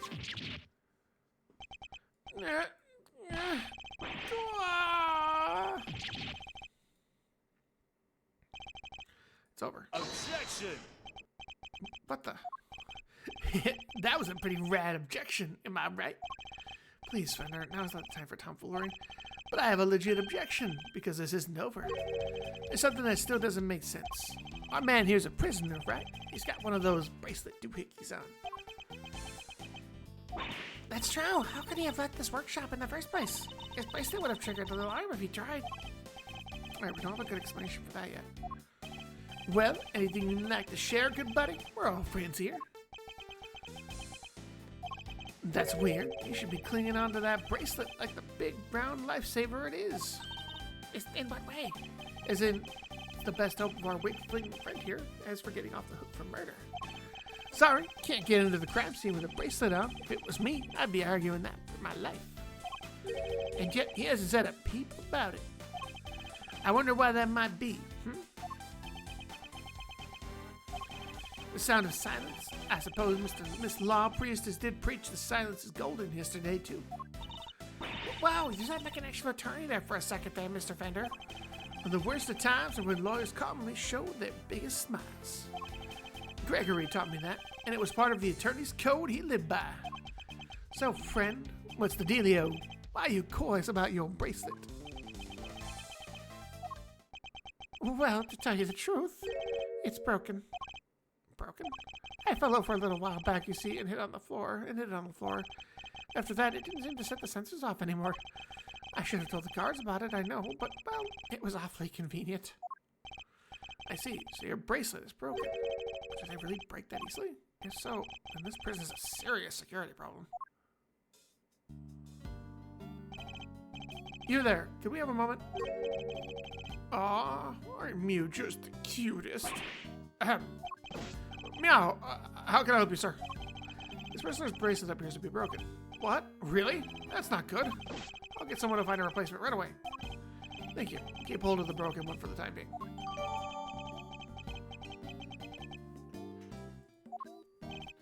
Of course, sir. I'll trust you to take good care of it. Sweet. Bracelet sorted. Now to turn that murderer in, huh? What? No, I didn't kill anybody. Whoa there, Palio. You were the one who said your bracelet was out of commission. Or were there other inmates freely roaming the halls while everybody was busy watching the show? No, I just found the body, that's all. I promise. And when I did, that enormous dog still had his mouth wrapped around the poor man's neck. I only went into the workshop after the beast had left. Why'd you go in? Well, oh fine, I wanted to go through his pockets, okay? He's gonna rob a corpse? That explains why your Emperor's Knight's ringing so much detail. Hey, why are you looking at me like that? I'm a great thief. I never stooped so low as to steal from a... Well, I didn't steal anything either. The show ended just after I entered the room, and all the other inmates were trickling downstairs thereafter. I panicked, rushed back to the other workshop, and started my fake screaming. And dropped the glove in your haste, eh?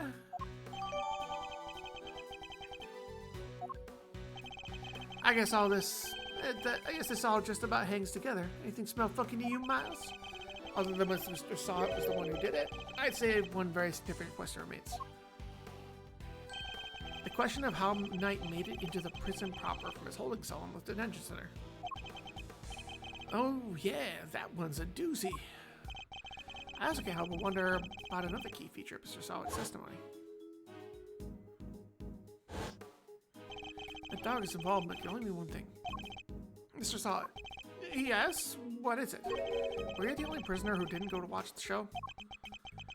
Well, no. There was one other who didn't. Am I right in thinking that this person couldn't have watched the show, even if he'd wanted to? Yes. How did you... I knew it. I had my suspicions when we first ran into that black dog yesterday, but this confirms it. For a criminal that dangerous to end up in a place like this is unbelievable, but... Where is this person's cell? You're going to see him? Who are we talking about here? Him? He's not like the other prisoners here. He's special. He's treated like royalty. But you didn't hear that from me. All I'll say is, if you value your life, you'll stay well away from him. What? Will you please stop trying to scare us all the time? A big cheese, huh? Well, I, for one, definitely value my life. That sucks. They keep him in maximum security. Which is over there.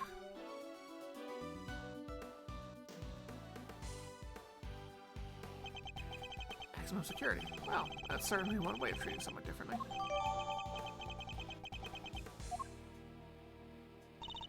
Alright, quit being so mysterious and tell us who he is already.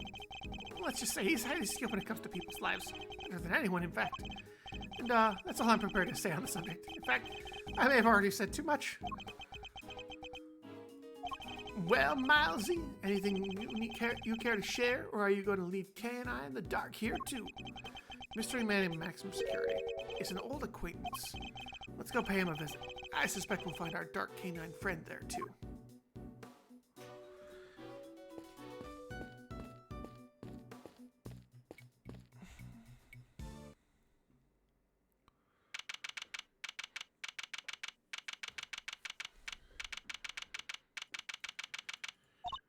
Wow, it's like pitch black in there. I can't see a thing. But didn't you just say the other Grossu takes flight even in the dead of night or something? Even in the depths of night, when no other bird dares to take flight, one alone soars to shine the light of righteousness and the world's blight. And that one is me, for I am the great thief Yatagarasu. Whoa, you are one powerful performer. Thanks, but that doesn't help me see in the dark. I'm a human, not a three-legged raven.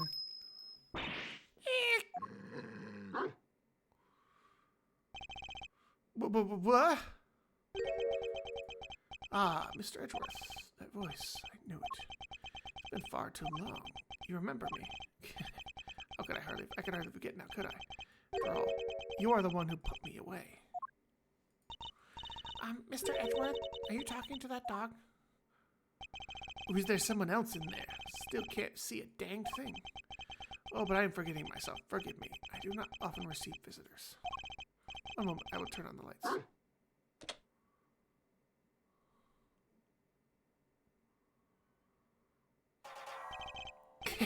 You are a heavily footed lot.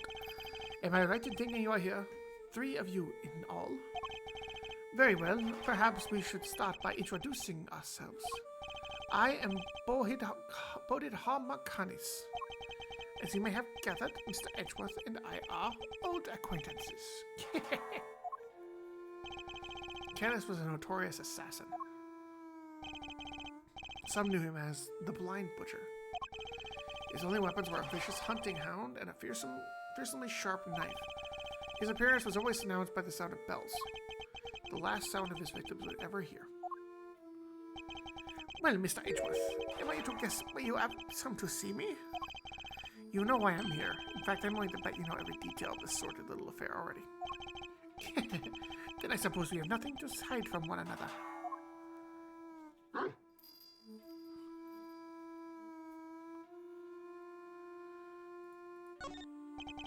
Your faithful canine friend is currently the chief suspect in a murder investigation. The person who found the body saw a dog with its mouth around the victim's throat. Your witness is mistaken. Helmut is a gentle soul. He has my eyes, nothing more. It's absurd to think he would do such a thing, isn't it, boy? Yes, it is. You are a good boy, aren't you? Helmut is more than a mere seeing eye dog, and he's certainly no good boy. He's also a trained killer. A weapon once used in this man's sordid trade. This witness is yours. He is trustworthy, I suppose. Oh, and break. We shall give it another minute.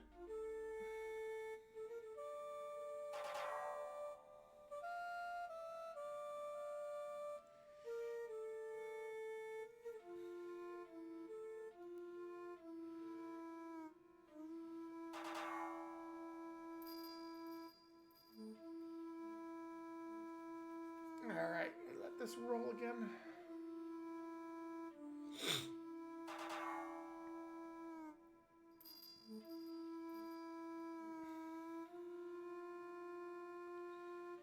I hope everyone's enjoying the stream so far.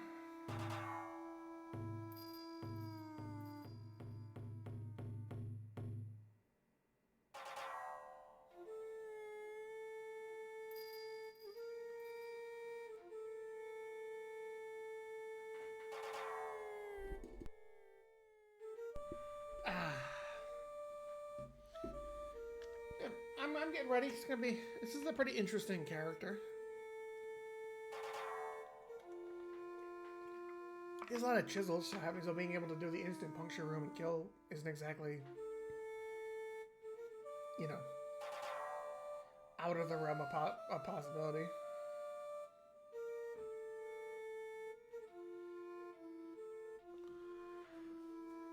Alright, welcome back, everybody. We're continuing onward. Saad is anyone but trustworthy, and he is still very much a suspect himself. I think his testimony is beyond approach. No, then. I thought as much. Yes, I did, but yes. Figures that he already knew who our witness was. You were doing... What were you doing between 8 and 10 a.m. yesterday morning, Mr. Canis? Something to show, you mean? I was here, ensconced in these humble surroundings. I have developed a passion for wood carving, you see. Obsession, even. I was engrossed in it all morning. And you have permission to enter engage in such a hobby? I can't believe someone would actually let you. The warden and I have an understanding. An understanding? That's ridiculous. This man shouldn't be allowed one, let alone 5 chisels. I don't think about lethal weapons in his hands. I was carving Buddhist pieces at first, but by the 674th, my interest began to wane. Wow, that must have taken forever. Time is all I have, child. In any case, my focus has now shifted to pieces such as these. I didn't know you played chess. You play too, do you not, prosecutor? Perhaps one day you might indulge me. But you may find my game rather rudimentary. I only began after my arrival here, I'm afraid. What's that piece? A dog with 3 heads? Ah yes, Dogs of War. You must forgive my little joke. Chess is, after all, a game of war. Soldiers, knights, castles, all doing their utmost to protect the king. All loyal to the last. Always found it strange that such a game has no place for a dog. Oh, what more loyal weapons could an army call? Still, it's simply a piece I made for fun. You know, I play both the regular rules and with regular pieces. Can't imagine it's easy finding opponents while you're in prison, though. Oh, I have my correspondence. Correspondence? Chance, then? Sharing moves by post? Yes, every prisoner is allowed to send and receive letters. Their contacts are respected, of course. Also, I have yet to receive the details of my current opponent's next move.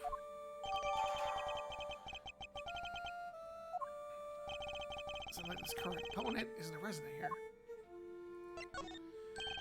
I suppose you know the identity of the deceased, Mr. Canis? His name was Bronco Knight, was it not? Poor unfortunate soul. You keep your ear to the ground. My ears are all I have, Mr. Edgeworth. I'm not surprised he's plugged into the prison's information network. But perhaps he was not so unfortunate at all. What do you mean? Mr. Knight's crime was a grave one. Crime for which he would have been made to pay dearly anyway.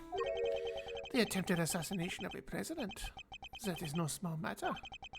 Attempted assassination? Wait, Mr. Edgeworth, didn't Mr. Knight... Yes, we proved that he murdered his team leader, and there was no attempt on the president's life. Are they attempting to cover up President Wang's fake assassination attempt? Whoa, whoa, whoa, whoa there, cowboy! You're saying the Bronxster didn't actually have a pop at the prez? I was hired to defend him on the charge of attempted murder. You mean you don't know what really happened? So what? They just blamed the whole assassination thing on Mr. Knight? But explain why the committee was so keen to get involved. Of course! Look out the case to try to keep you away. And swap that wiener kid pushed through an attempted murder charge. In other words, they're trying to cover up the truth. So they were trying to frame him. According to the guards, this night, was it? They tell me he was violently insistent that he had attempted no assassination, which would have come out anyway when the case went to trial. I am no expert in legal matters, but allow me to say this one thing. I know for a certainty that he would not have been the first inmate imprisoned on false pretenses. An uncomfortable fact, but a fact nonetheless. Yes, Helmut, yes it is, yes. The courtroom is not always the bastion of truth you believe it to be, Miles Edgeworth. No bastion of truth, huh? I've heard something to that effect before. Yes, from a certain Interpol agent who doesn't have much faith in prosecutors. You're not twisting the truth behind those closed courtroom doors, too, are you? Fueled by that kind of thinking, isn't it any wonder that courts produce nothing but falsities and lies? Sorry, but the truth doesn't need the likes of you to distort it today. I never was able to fully dispel his mistrust of prosecutors. Even Helmut understands, don't you, Helmut? Yes, you do. The truth's revealed in court and your deductions. It is dangerous to trust either implicitly. But I am not bitter. You are not the first to make me a subject of unfounded suspicions in recent days. In fact, I was visited by another prosecutor only yesterday. He was accompanied by a judge. They even dragged the warden along. A distaste for me lingering unspoken in the air. Not those two again. Prosecutor Winter and Judge Cavell. They went over my cell with fine-tooth comb, but they left empty-handed. I guess they were looking for the murder weapon, I believe. To no avail. But I mustn't take it personally. Rumor has it that they searched every cell in the prison and still failed to find what they were looking for. I pray they weren't too disappointed.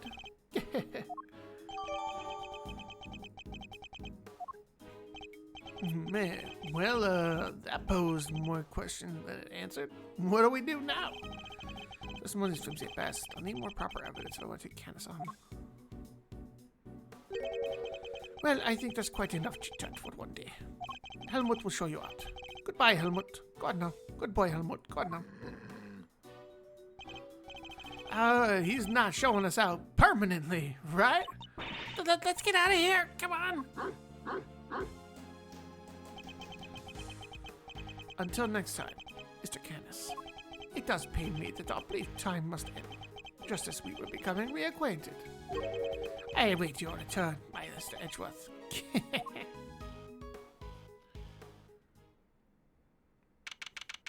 She's on the rock. Now the gathered evidence I need to bolster my case. Hey, Mr. Edgeworth! That's the best hiding spot she could find. It's alright, Kay. You can come down now.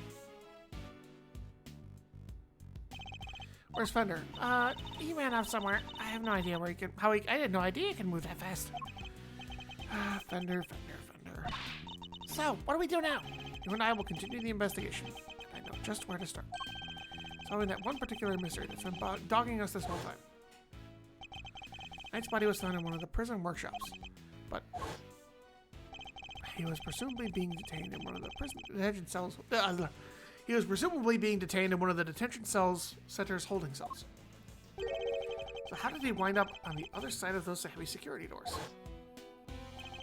Let's start by investigating the holding cells. And Mr. Knight's room, right? But what about Mr. Fender? I'm sure he'll find us when he's ready. Sure, but he's kind of our boss, isn't he? Oh well.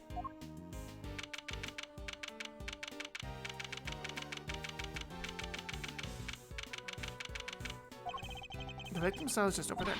Lead the way, Mr. Edgeworth. Just about had it. What was that?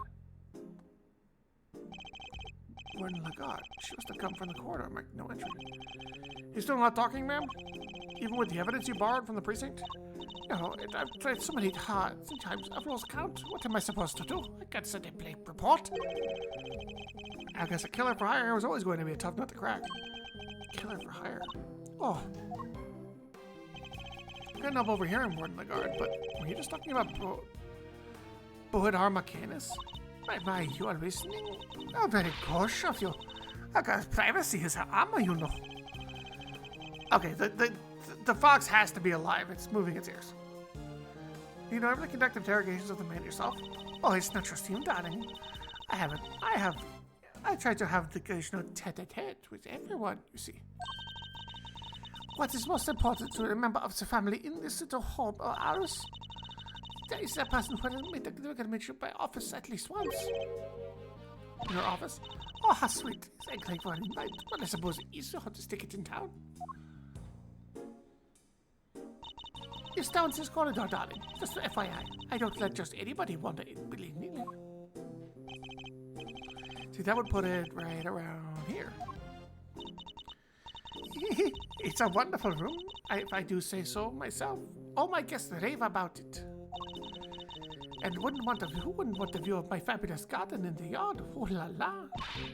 The yard? If it's anything like the rest of the place, it's probably full of adorable animals, right? Can I see? Oh, darling, it's sweet of you to take an interest, but I'm afraid that's just not possible. Why not? Because you're not a member of our home. Want to see it up, Ali? You're just to get convicted for doing something unspeakable. That's a rather steep price to pay. Oh, but just listen to me. Chattering away like there's no tomorrow. It's time for Addie's lunchy buy. Lunchy brunch. The poor dear will be dying, Ally. It's the sweetest little dinner in the world. I know I shouldn't have favorites, but you know how it is. Now to the yard with me. Ciao for now, darlings. Hello, welcome back, Jay.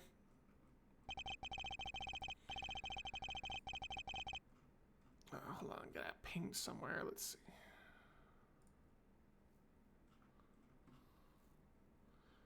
Oh, okay.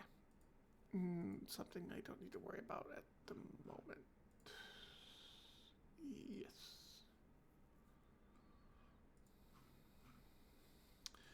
Okay. Let's go investigate the victim cell, shall we?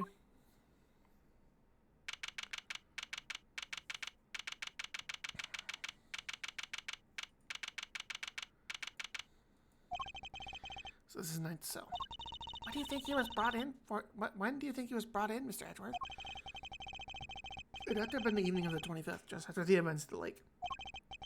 But then, at some point, he wound up in the prison proper. But how? There must be some evidence here that will point us in the right direction. All right, let's go lucky. Let's get lucky, Mr. Edgeworth.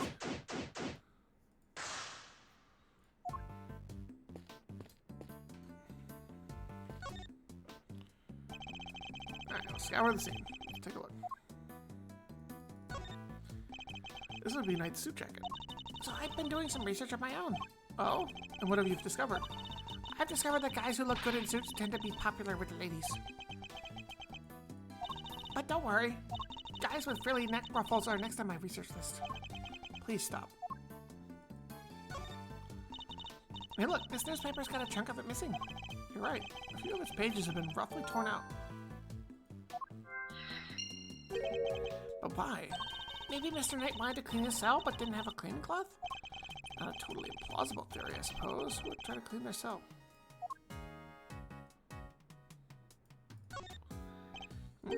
There's something different about this spot here. This part of the floor is weirdly clean. Did somebody wipe it down or something? Somebody only did part right next to the bed, though. This bed doesn't look very comfortable. But that pillow cover is very clean. Spotless, in fact. I bet this is the kind of bed Gummy sleeps in. I can just picture it, can't you? No. Since he's more of a mattress than the floor type guy. Damn, Edgeworth, just come out and say it. Jesus. Alright, that's all here. Let's see if these fit together.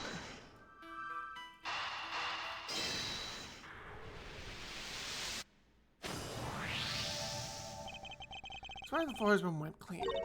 Maybe he spilled some grape juice? Who knows? But you can certainly imagine what he used to do for wiping. The torn out pages of that newspaper. Why wouldn't he just ask a guard for a cloth or something, though? Perhaps he didn't want anyone to see what he was wiping up.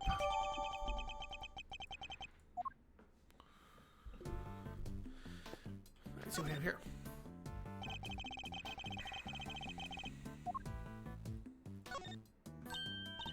Hey, look at this weird piece of paper. There's some sort of grid on it. Let's take a closer look. The grid appears to be a chess diagram. The victim, I suppose. What's a chess diagram? A visual representation of a game of chess. See how the locations of all the pieces are marked? Seems to be a closely fought contest. Perhaps if this pawn were... No, wait. Not now, Mr. Edgeworth. This is no time to be playing games. Yes, I suppose you're right.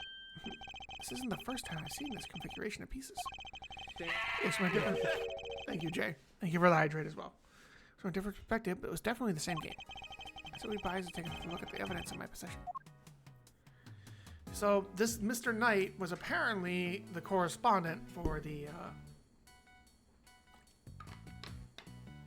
assassin.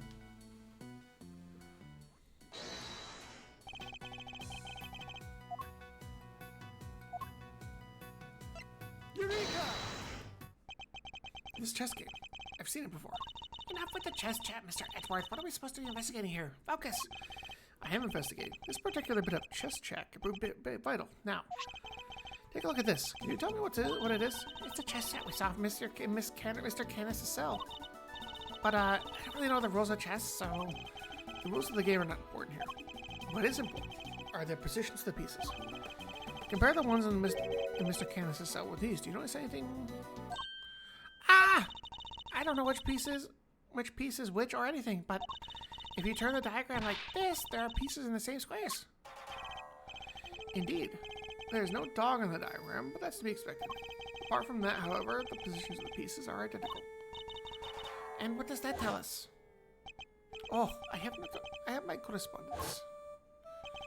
And unlikely as it may seem, Mr. Canis' chess opponent was Mr. Knight.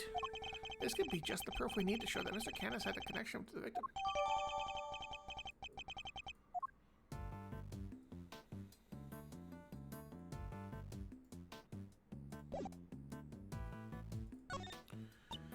Ah, what's the menu doing here, Mr. Edgeworth? Seems like those that hold in the detention centers are more able to choose what they'd like to eat each day. They can afford it, that is. Money makes the world go round, I guess. But does that make life super easy for rich detainees? Okay, bear in mind that the people held in these cells haven't been found guilty yet. Some of them don't deserve to be punished. Quite a few of them, in fact. So you're saying it's fine that people with no money don't have as hard a time of it as everybody else? Ugh. I wind up defending the practices of the detention system. Wow, that's a lot of books. Let's take a look. You'll Laugh Tomorrow, an anthology. Understanding Animal Emotions, Life as a Pet Stylist. Maybe there was more to Mr. Knight than met his eye. Sadly, I don't think those were his.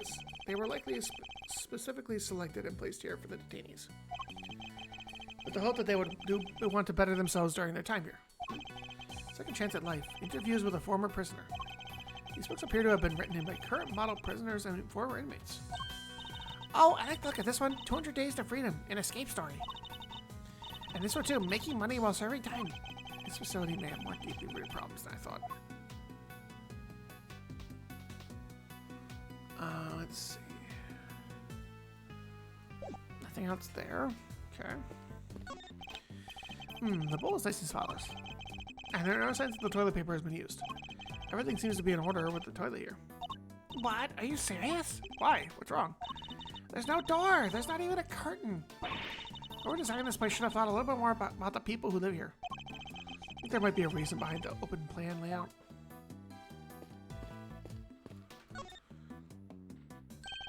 Reflected in the mirror is a security camera, a great thief's greatest enemy. The thing about this place is very thief-friendly, and if I'm being honest, I think that might be entirely deliberate. Okay. Guard.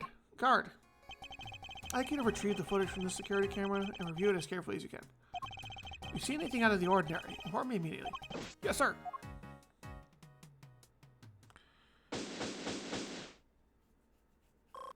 That wasn't so bad. I think we've about exhausted this zone. We made significant progress by establishing a connection between Mr. Canis and the victim. This is bad, sir. Is that the card? The security camera footage, sir. I watched it and what is it? Can you show it to us? Yes, sir. I have a small playback monitor with me. What are you waiting for? Let's see it.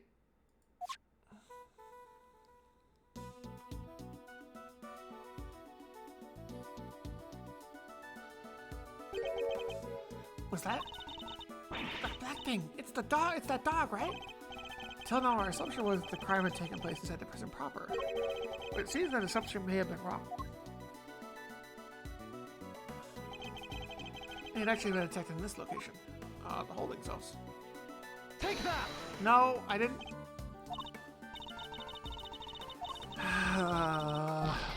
Let me click the right button, please.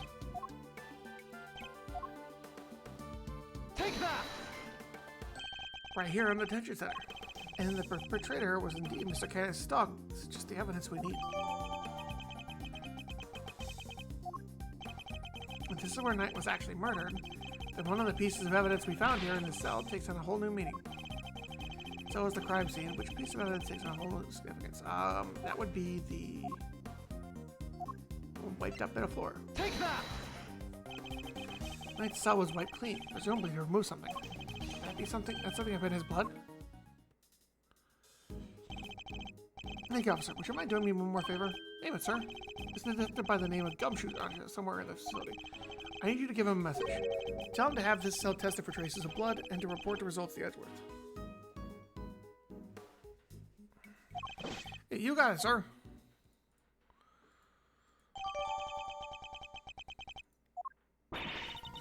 Oh, you really go after that Canis guy, right, Mr. Edgeworth? No, not yet. We still don't know how Knight and the dog move between the cell and the prison proper. Right, so that's what we need to figure out next. What's the play, Coach? Where are we out to? I suspect one of the guards might know something. We should ask those posted nearby and see what they have to tell us.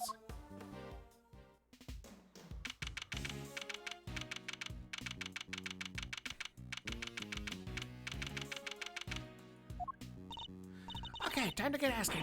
Huh? Thanks for the tour. Later.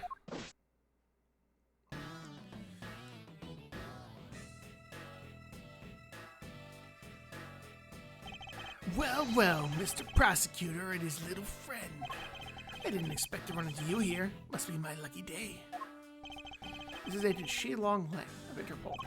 He was in charge of a case I worked on 2 weeks back. I thought he had gone home to Sang Fa after that, but here he is. You had some business to take care of, I take it, Agent Lang? You could say that. Nothing need to concern you, though.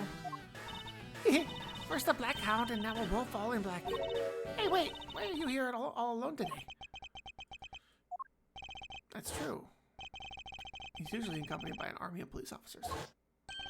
I hear you were at it again a couple days back, sticking your nose into things. A couple days back? Ah, he means the incident with President of Sang Fa. Actually, I thought you might be there as well, heading up the security detail. Our president doesn't have much faith in the efficiency of his own country's police force. Maybe now he'll think twice before using contractors again. Amateurs. Shilong doesn't have much faith in prosecutors or the courts to do their jobs right. Which is why he's so meticulous about investigating with his hand-picked cream-of-the-crop officers. Indeed. No doubt things would have turned out differently had you and your men been in charge. My men, huh? Yeah, those guys aren't around anymore. What? They're not? It's funny, isn't it? I'm a real lone wolf now. What are you saying, Agent Lang? What on earth happened? I told you, it doesn't concern you. See you around, Mr. Prosecutor. Wow, you seem not okay. Yes, and I would very much like to know why, but there's nothing we can do about it now. We'll worry about Agent Lang later. We have an investigation to conduct. Alright, let's start by talking to these guards. I was wondering, have you seen an enormous black dog wandering around here recently? That thing? No way. If I had, I'd... Well, let's just say I'd be a lot more nervous about standing guard here. So, do you and this dog have some kind of history or something? No, okay. You should know when to let sleeping dogs lie. By the sound of it, Canis's dog hasn't been spotted on the side of those heavy security doors. Oh man, I'm in so much trouble. What's the matter? You seem perturbed. Oh, well, you see, one of my uniforms is missing. I could have sworn it was right here in my locker. Did it grow up on her legs and run off somewhere? Where in the world did that idea spring from? Anyway, I was hoping you'd track it down soon. I'll be rooting for you. Thanks, I appreciate it.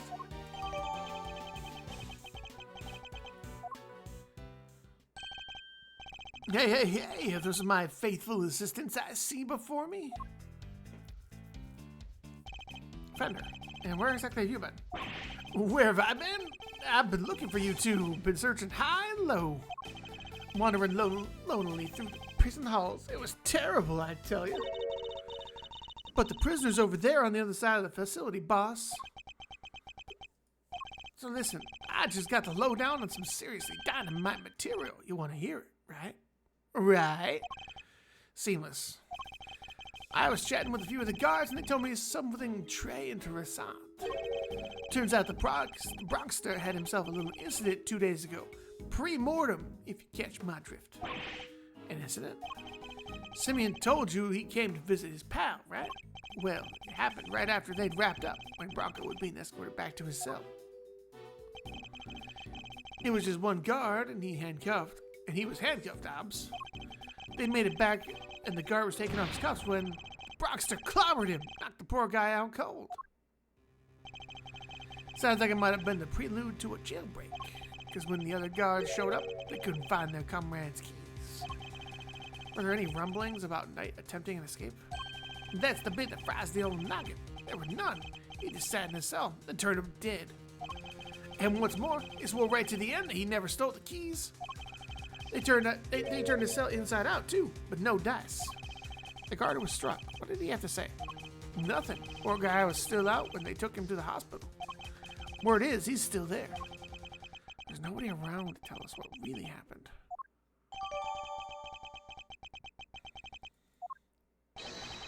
What the? It's you losers!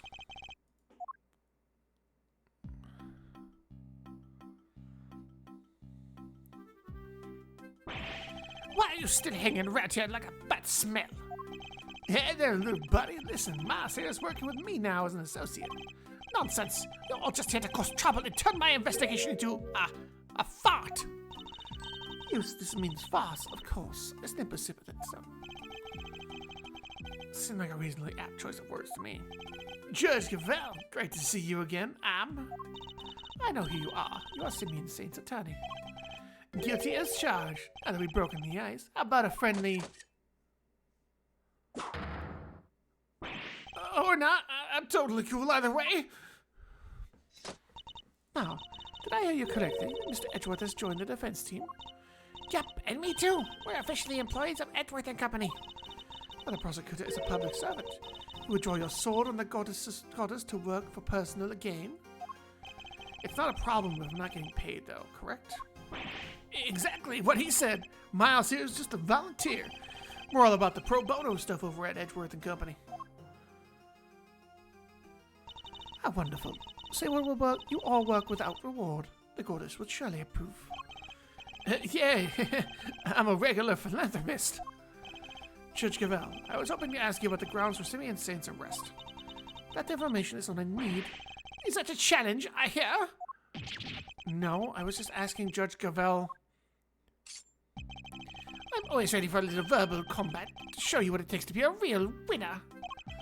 How's that verbal combat if you won't let me speak? Still, this could prove useful. Fine, we'll do as you suggest. Now, if you could begin by telling us what Mr. Saint was arrested. There will be no need for that. Eustace, we should... Now, Cavell, watch and wonder. As I put this pathetic prosecutor in his place. He's going to run rings around me. I think you meant to say that you would be the one running rings around me. And I will. So badly your ears will be ringing. Prepare to be humbled, Edgeworth.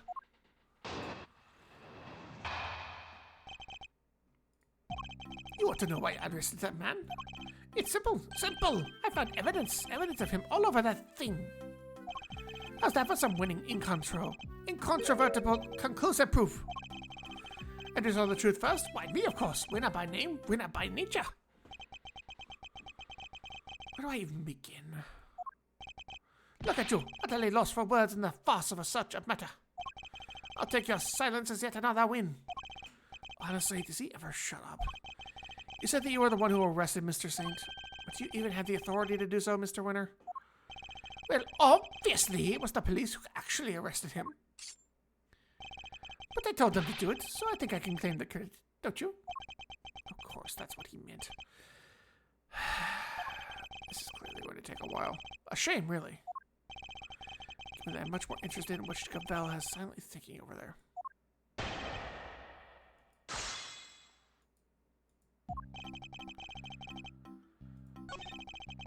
I'm going to press him here, and I think I have to present the chess set here. Evidence of him was all over that thing. Could you be a little more specific, Mr. Winner? Don't really have to spit it out for you, Edgeworth. I'd hoped even you could put two and two together. Stop messing around. The onus is on you to provide comprehensible testimony. Come now, Eustace. Surely Mr. Edgeworth and his friends would be very interested to learn how you cracked the case.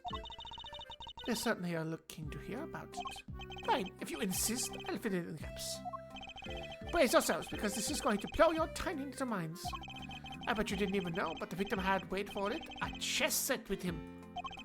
And the chess set was covered in the fingerprints of a certain Mr. Simeon Saint. Praise be to the Goddess of Justice for the insight she offers, and congratulations once again, Eustace. You would not object to Eustace amending his testimony, I trust, Mr. Edgeworth? No, by all means, please do. All over the victim's chess set. Hold it! But you weren't the one who actually found his prints, were you? Of course not. I'm not. I'm a prosecutor. I leave the dirty work to forensics. Fingerprints are certainly a problem, but then that chess set was... I should take a look at the evidence.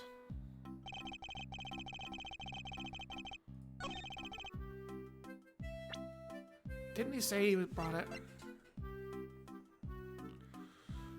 Objection!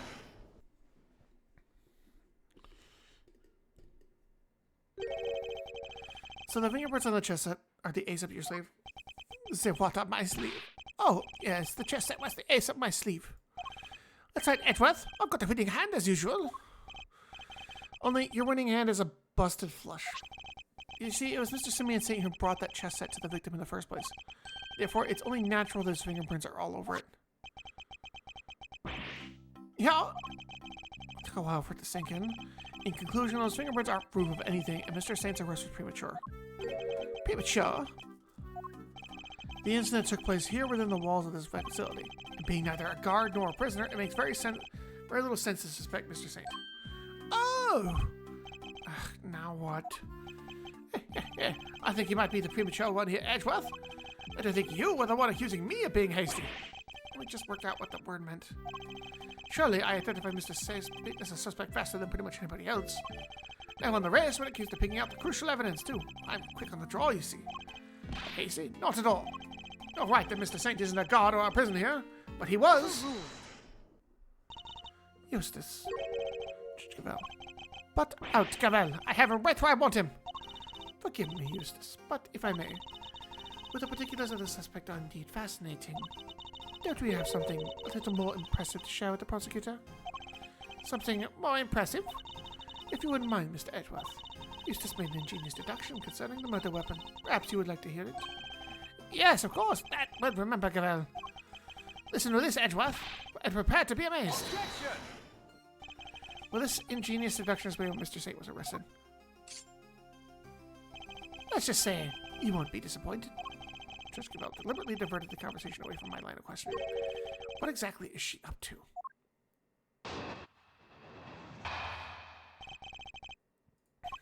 Fact 1. The murder weapon was some sort of metal blade. 2. Potentially deadly blades are strictly controlled within the prison walls, as we both know. From these two facts, I concluded that the weapon in the question must have come from outside. It must have been hidden inside the chess set. That's what I think, anyway. And as the only prints we found on the chess set belonged to the victim and the suspect, I'd say it's blindingly obvious who brought the weapon in and used it, wouldn't you? Nothing else, his testimony at this time is a little more comprehensible than the last. Another winning deduction brought to you by one winner, Eustace, prosecutor extraordinaire. More likely one winner, useless prosecutor extraordinaire, if you ask me. But how could anyone even hide a weapon inside that chess set? Good question. You take a look for yourself. Inside the chessboard. I suppose there's only one way to find out.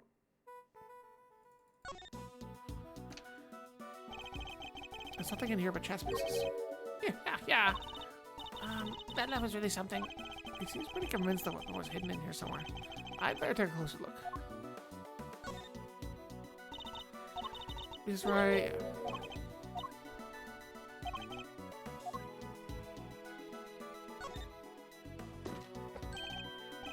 What? It's flying at the top. It looks like a flat door. Wow, there's plenty of room in there. Indeed, more than enough to hide something that I am all life. Ingenious, no? The curious snuck a weapon in by. Ha? What do you mean, ha? Let me finish, will you? I fear you've not been listening, Mr. Witter, or perhaps you've simply forgotten. The detention center is outfitted with a security gate. Ha? I mean, yeah, and... The security gate also acts as a metal detector, Eustace. We must pass through another one on our way to the prison itself, remember? Aha! Yes, that's right. Of course I remember. He definitely didn't. It would have been impossible to smuggle a metal blade through such a gate and into the facility, which would seem to blow a rather large hole in your reasoning, Mr. Witter. Overruled. The gate is only used to scan people. Any items they bring into the facility are only subjected to cursory check. Are you telling me that the chess set wasn't put through the metal detector? It should have been. Alas, it seems the guards have grown a little lax in that regard of late.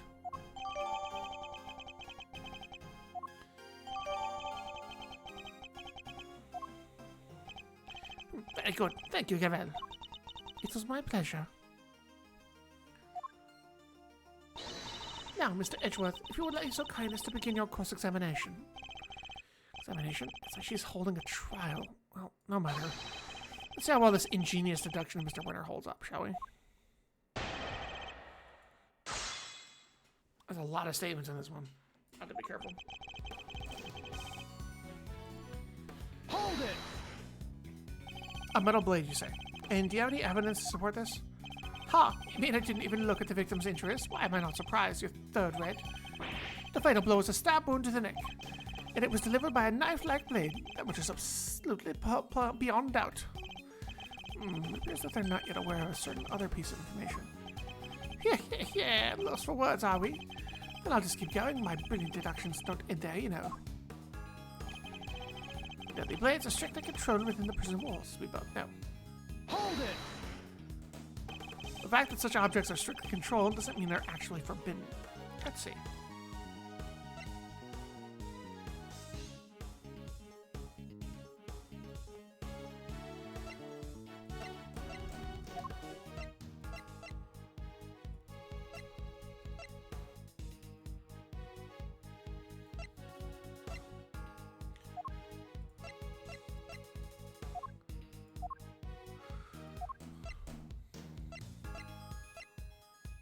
Let's see, I'm just looking through my evidence again.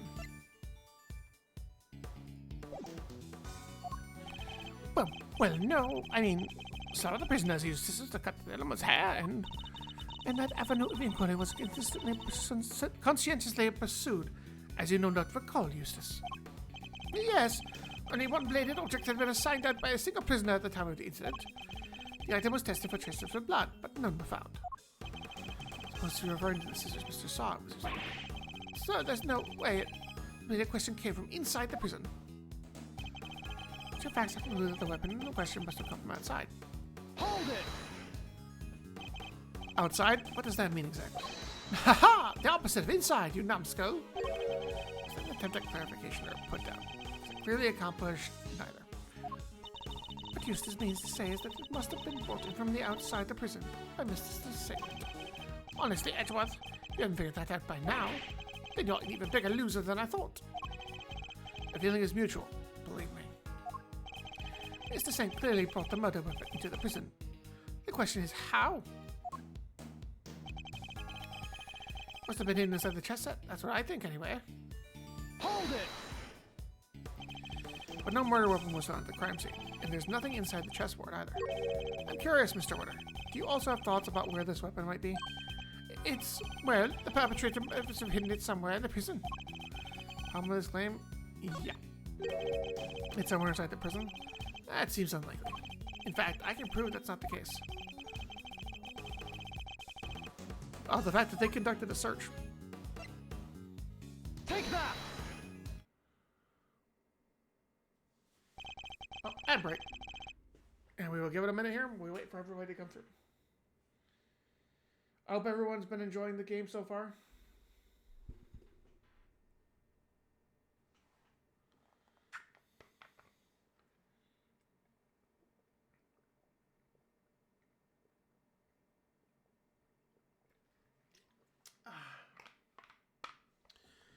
I like these 2-minute ad breaks. They're nice to get a little bit of a break in. I sit back, relax, let my voice rest a bit, and drink some water.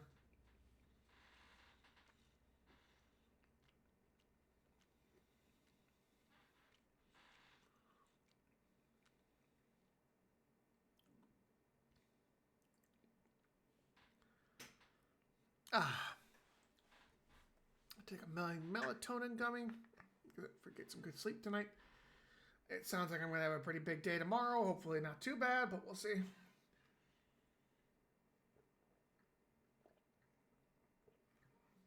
It sounds like I'll be doing some investigation on some things that happened.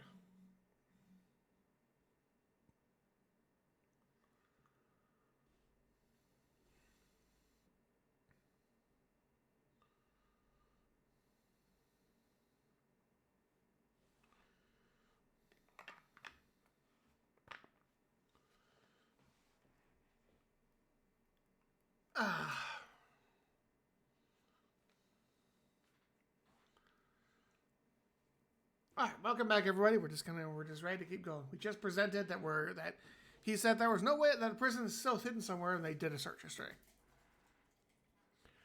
I'm gonna start worrying about your memory, Mr. Winter. Didn't you and the good judge search the prison with Warden Lagarde?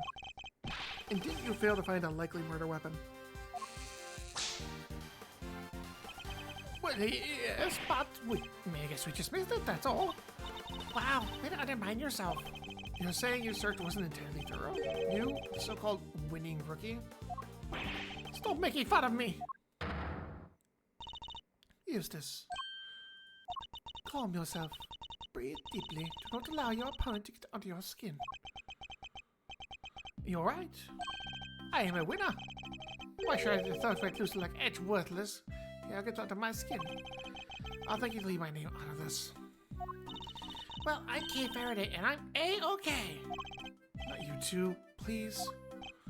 Look, it's simple. Since my first-rate investigation didn't tell me any weapon, means there wasn't what to find. Which is only one possibility. The murderer took the weapon with him when he left the prison. That's why we couldn't find it when we looked, obviously. Objection! But what you're proposing is impossible. And this proves why your culprit couldn't possibly have taken the weapon out of the prison with him. Take that! More memory trouble, Mr. Winter? Now you're forgetting things you yourself said. Are you making fun of me again? Oh, so you remember what I said. Perhaps you might have been a better served by remembering this. What's that? Wait, does he seriously not remember? It would certainly seem that way. There is a security gate at each of the entrances to the detention center and the prison proper. Coming from the prison, anyone leaving the facility would have had to pass through both of them. 2 gates, both fitted with metal detectors. Oh wait, now I remember. So he got it. He's got his memory back. So as you can see, there is no way anyone could have taken a weapon out through both gates. And therefore, there is no way the murder weapon could have left the building. Ah! In which case, Mr. Edgeworth, perhaps you would care to tell us where you think the murder weapon might be. It's still here on the premises. That's the only plausible conclusion to be drawn. But when we searched the prison from top to bottom and couldn't find anything. Because you were never going to find anything to begin with.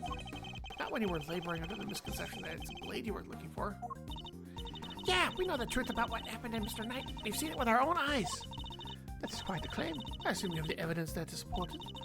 What is the weapon that was used to commit the crime? Take a look at this, Judge Cavell, and the weapon used in this case will become clear. Bork, bork! Take that! This is the footage taken from the security camera trained on Mr. Knight's holding cell. Now watch it for yourself and see.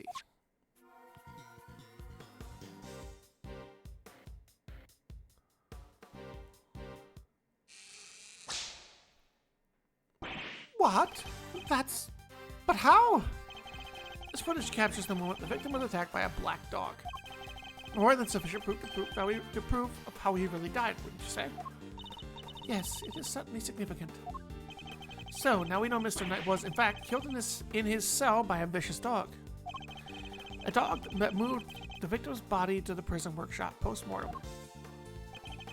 We know this thanks to an eyewitness who saw the dog in the workshop when the body was discovered.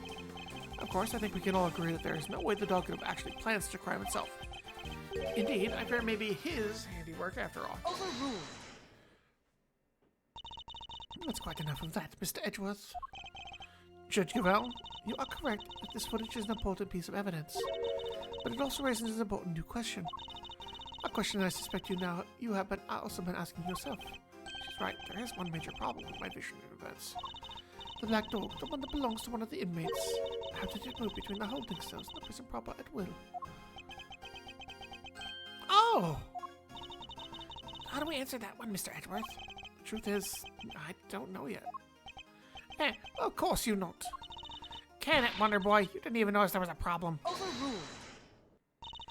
Until the defense provides an adequate explanation, the court cannot accept your line of logic. That is all. This court is adjourned.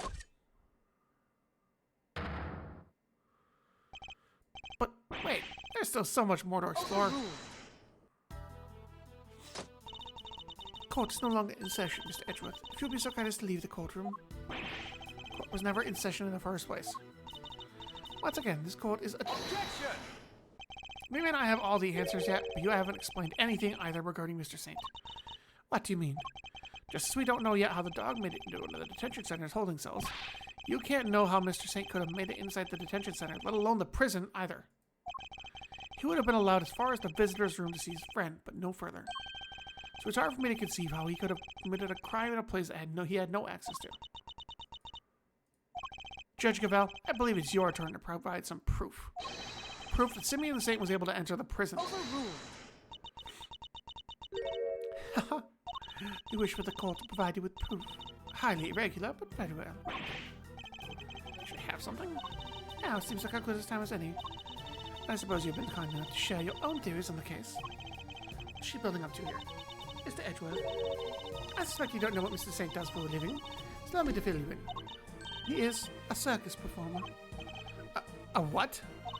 Yes, perhaps you've heard of the very big circus. Ah! Oh, don't be silly, darling. Of course I was. But yesterday was a very important day after all. Important in what way, exactly? A big meeting of some kind, perhaps? A meeting? Oh, heavens, no. I couldn't think of anything worse. Oh, yesterday was the circus came to visit. You see it now, I presume? I'm sure you're aware a show was held yesterday for the prisoners' entertainment. A show featuring animals and performers, performed by members of the very big circus. So, does that mean Mr. Saint? Yes, Mr. Saint was allowed inside the prison as part of that show. A fact that has been confirmed beyond reasonable doubt. She held on to that fact until the last possible moment. It was my own theory, and only afterwards did she use it to reveal the truth. Wait. But Dr. Gavel, I have him right where I want him. Forgive me, Eustace, but if I may. While the particulars of the suspect are indeed fascinating, don't we have something that is more impressive to share with the prosecutor? That must be why she steered him in a different topic back then. Yeah, I got you good, didn't I, you third-rate prosecutor? This has nothing to do with you. Gentlemen, this court is well and truly adjourned. May I have a word of advice, Mr. Edgeworth?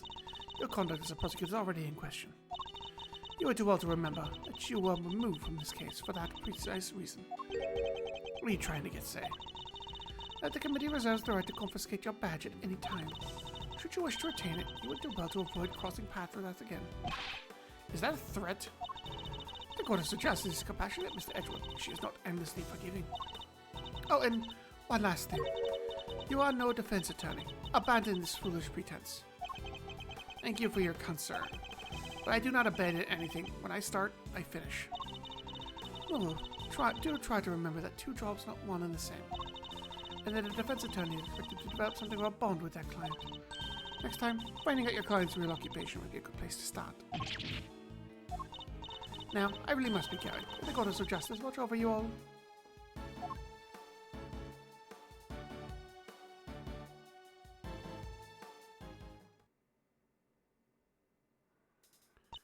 So Simeon lied to us.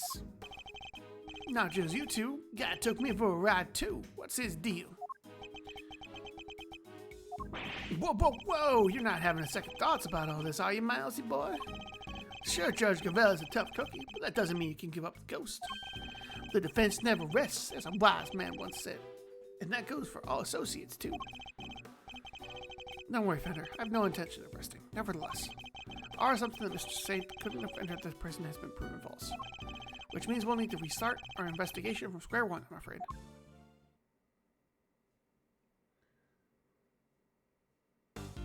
Well, I suspect that that's probably a pretty good place to stop for now. So I have my schedule updated in the Discord. If you guys haven't joined the Discord, !Discord, feel free to join that and go nuts. I'm going to be doing some what is it? So we got some yeah, we have the Baldur's Gate tomorrow. Tuesday, I'll probably end up doing more of this. I don't think I'll do more Granblue, but I've been going back and forth on whether I want to do more of that, so I might change that to do more Ace Attorney. And then Wednesday, we start back up with Fru, so I'm pretty excited to get back to that. Should be a good time. So I'm looking... I'm looking pretty. I'm pretty excited about that. Should be a good. Should be a really good time. We'll have a good bit. So thank you guys for joining me. I don't see anyone online that I particularly know or follow, unfortunately. So we'll just go ahead and end off there. Thank you again for joining me. I hope you guys had a great time, and I will see you later. Bye.